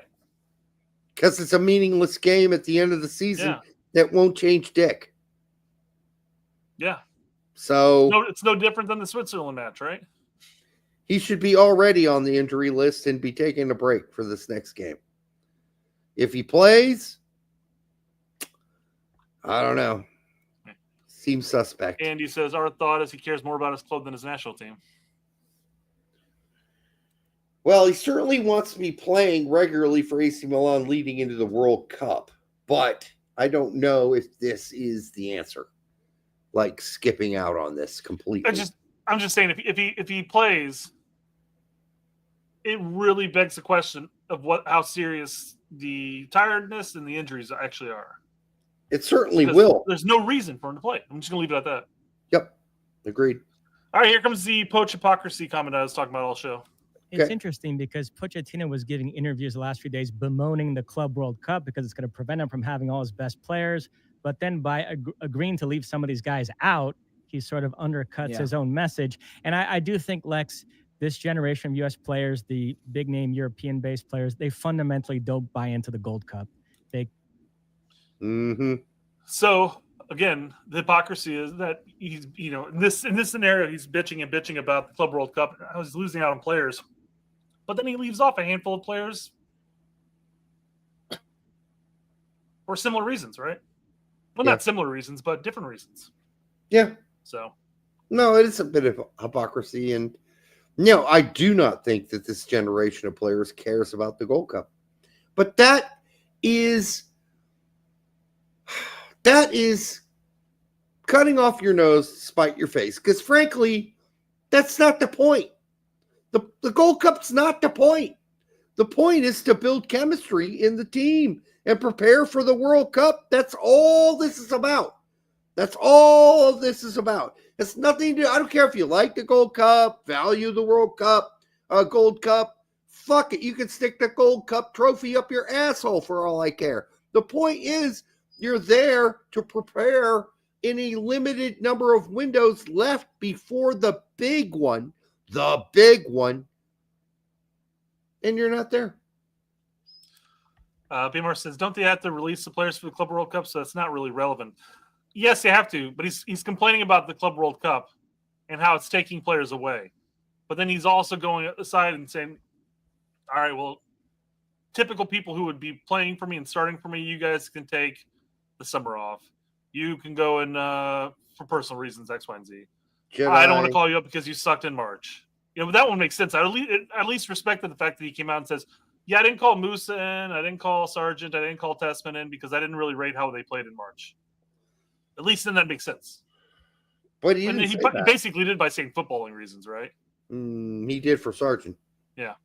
So it's relevant in the sense that he'd complain about missing out, not having his players with him, but then not calling in players he could call in. Yep. So, Alexi Lawless, where is this from? This is not X. No, I don't know what this is from. If they don't care, kick them off the team permanently. Yeah, they don't give a shit. Sure. This is when they question, why should I care? Should pain this team. The fact that people out there are saying that you don't care, whether it's fair or not, about the team that is what's going on. People are actually looking at this team and saying, why should I care if what you are doing leads me to believe that you don't care? See, how the hell did we get here? No, I think you're. No, it's fair. It's fair. It's a fair assessment. And as a player, I mean, you can complain about, I really wish there'd be more American fans in the stands because I know Pulisic's made that comment before.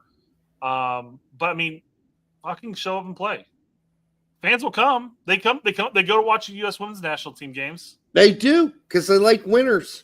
And it doesn't help that the stadiums that we're playing in are 20,000 seat stadiums, and then they end up to make up the money they're going to lose by only doing a 20,000 seat stadium. They jack up the prices. So I mean, U.S. soccer is pricing people out. Our players are killing interest of fans. I don't know. What will you do to really fix this except for shake it a little bit and rattle some of those players by not calling them in?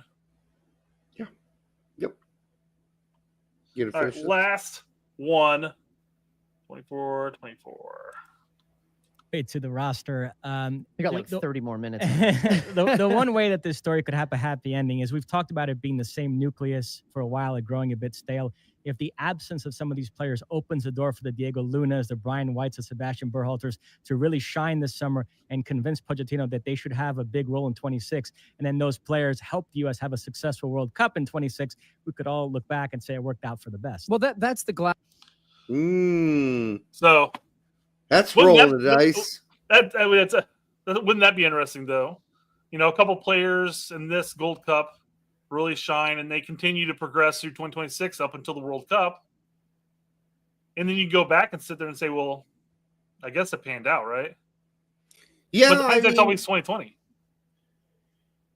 You're on a giant planed field with antelopes and zebras, and then you got the biggest ass lion on the field, and he's kind of lazy, not all there, no chip. And then you got the other lion, and he's fucking just hungry. He's raring to go. Yeah, that guy's going to catch more zebras and antelopes. He's not lazy. He's ready to go. I'm not calling any of the players lazy, but certainly they are missing a chip. And so we're all getting the point now based on Poach's quotes, these guys talking, a lot of people talking at this point. Well, there is some degree that you could classify as lazy, not going in on 50-50s as hard as you normally would for the club, or if you're really fighting for a spot with the national team. Maybe you lay off, maybe you don't necessarily go in on it. There's physical play that you can see it in their faces when they get knocked over. They're like looking for that call all the time. Like, get the fuck up and play the fucking whistle. I tell my U10s that. Yeah, I mean, is 110% Berhalter better than I'm just going to use this player randomly, but better than a 70% Busio? Yeah, probably. And I think that's the whole point everybody's making. Everybody wants to see 110%, whatever that is. That's what they want to see. Guts and glory, blood.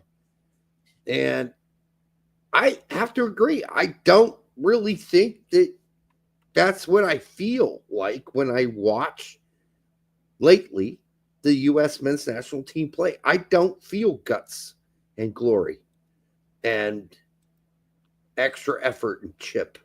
And I've got something to prove. I don't see it. So it's just me. One last thing we're going to do here is come up with a quick lineup. And we're done. Good fucking Christ. All right. Dest outright. I'm going to probably have to say it's going to be Turner for now. He's going to at least get the first start. Oh, yeah. I imagine. But Dest outright. Dest. It's Richards and McKenzie, I'd imagine. Yeah. I mean, you can flip-flop these, actually, but I don't care right now to go back. I'm not shocked if that's Arfston. I'm going with Arfston right now. Just because he was in the last camp, right? Yeah, this is what we think Poach is going to do. Not what we want to do, but what we think Poach is going to do. That's going to be Adams and Cardoso. Yeah. Let's go ahead and put Valgan up top, right? Yep. Tillman in the middle, in the 10. Haji right out left. And Aaronson go BA, out right. Are you going to go BA or are you going to go Luna?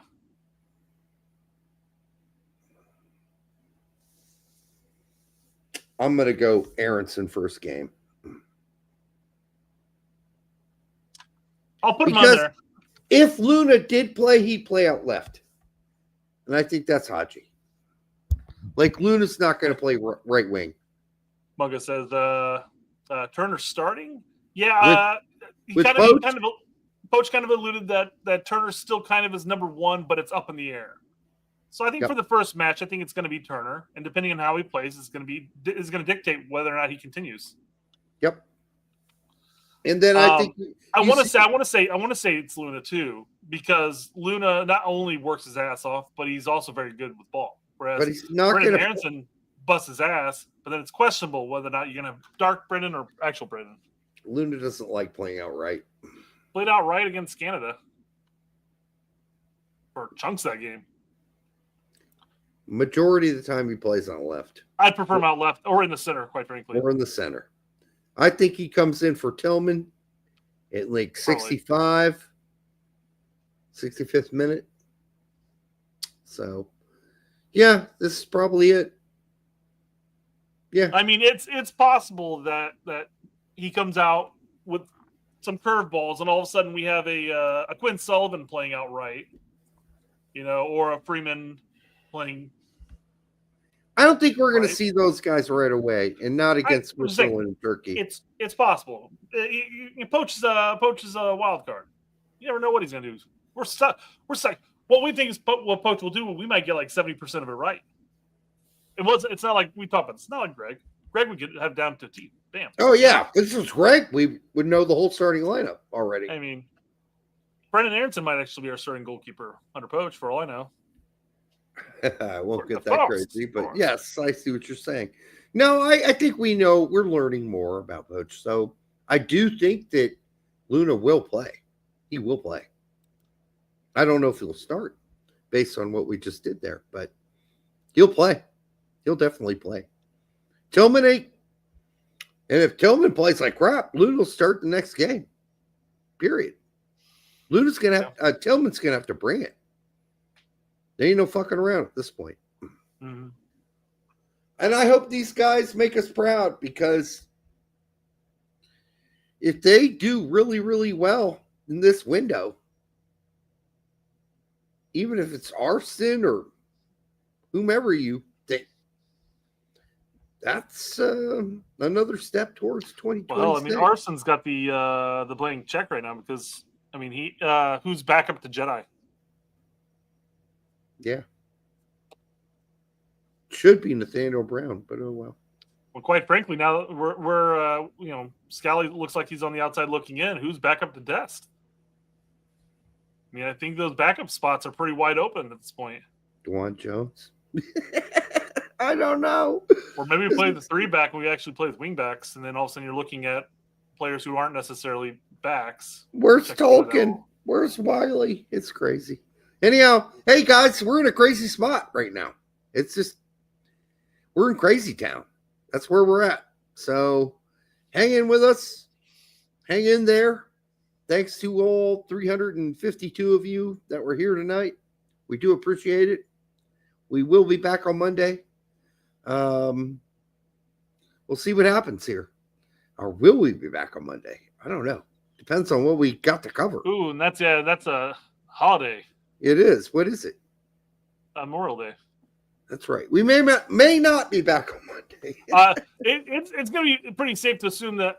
Well, I guess our show's late at night, so we might get away with it. But I don't know if we will be back. I know mini cookout will be happening. So, but we probably be back Thursday. We'll see what happens. Anyhow, we'll let you know on Twitter. So follow us there. Follow Straight Red Card. Poach won't follow our show anymore. No. We'll be back. Don't worry. We're not going away. I know, Pete's having a rough time dealing with this. Everybody is. It's painful times for sure. But we're not going anywhere. I love the sport and all, and there will be some disruption in my mood as whole. But I still have fun doing the show regardless of what state our team is in. Absolutely. Yep. So. Me too. I'm not letting it ruin my life. Don't get so invested that you let this team ruin your joy in life. Find some joy somewhere else. This should be a hobby and something you do on the side that you enjoy. It shouldn't be everything. You should be passionate about it for sure. Don't get me wrong. I'd love to have enough revenue coming in that this could be a job. But. Yeah, I mean, we'd love that. Anyhow, Bob, your uncle just kissed his stepsister on the cheek. We do appreciate that. And before anything gets any more heated for Bob, your uncle, we want to step out, Antonio, because you're probably going to jump straight for the clitoris next. Anyhow, we'll be back. We love you and have a great night. We'll be back soon.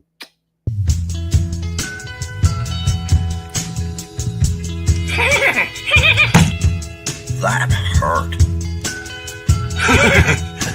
I want to play in Europe. What the hell does that mean, right? Because Europe could be Latvia, Luxembourg. No one's talking about Latvia or Luxembourg, dumbass. So you don't want to just shove it in there. Start with the smaller finger, especially if this is the first time. Start with the smaller finger and go slow. I mean, there's a lot of things that need to change. Honey, eating it is the best thing that you can do for your man. I want people to realize I'm just human. I'm just human, and I make mistakes. So this guy, Derek, wants to know, is putting your tongue in an ass really the thing to do? Yeah, it feels really good. It's a weird one, I think. And I know you want me to toss your salad too, don't you? All right, on that note. What are you saying, bro?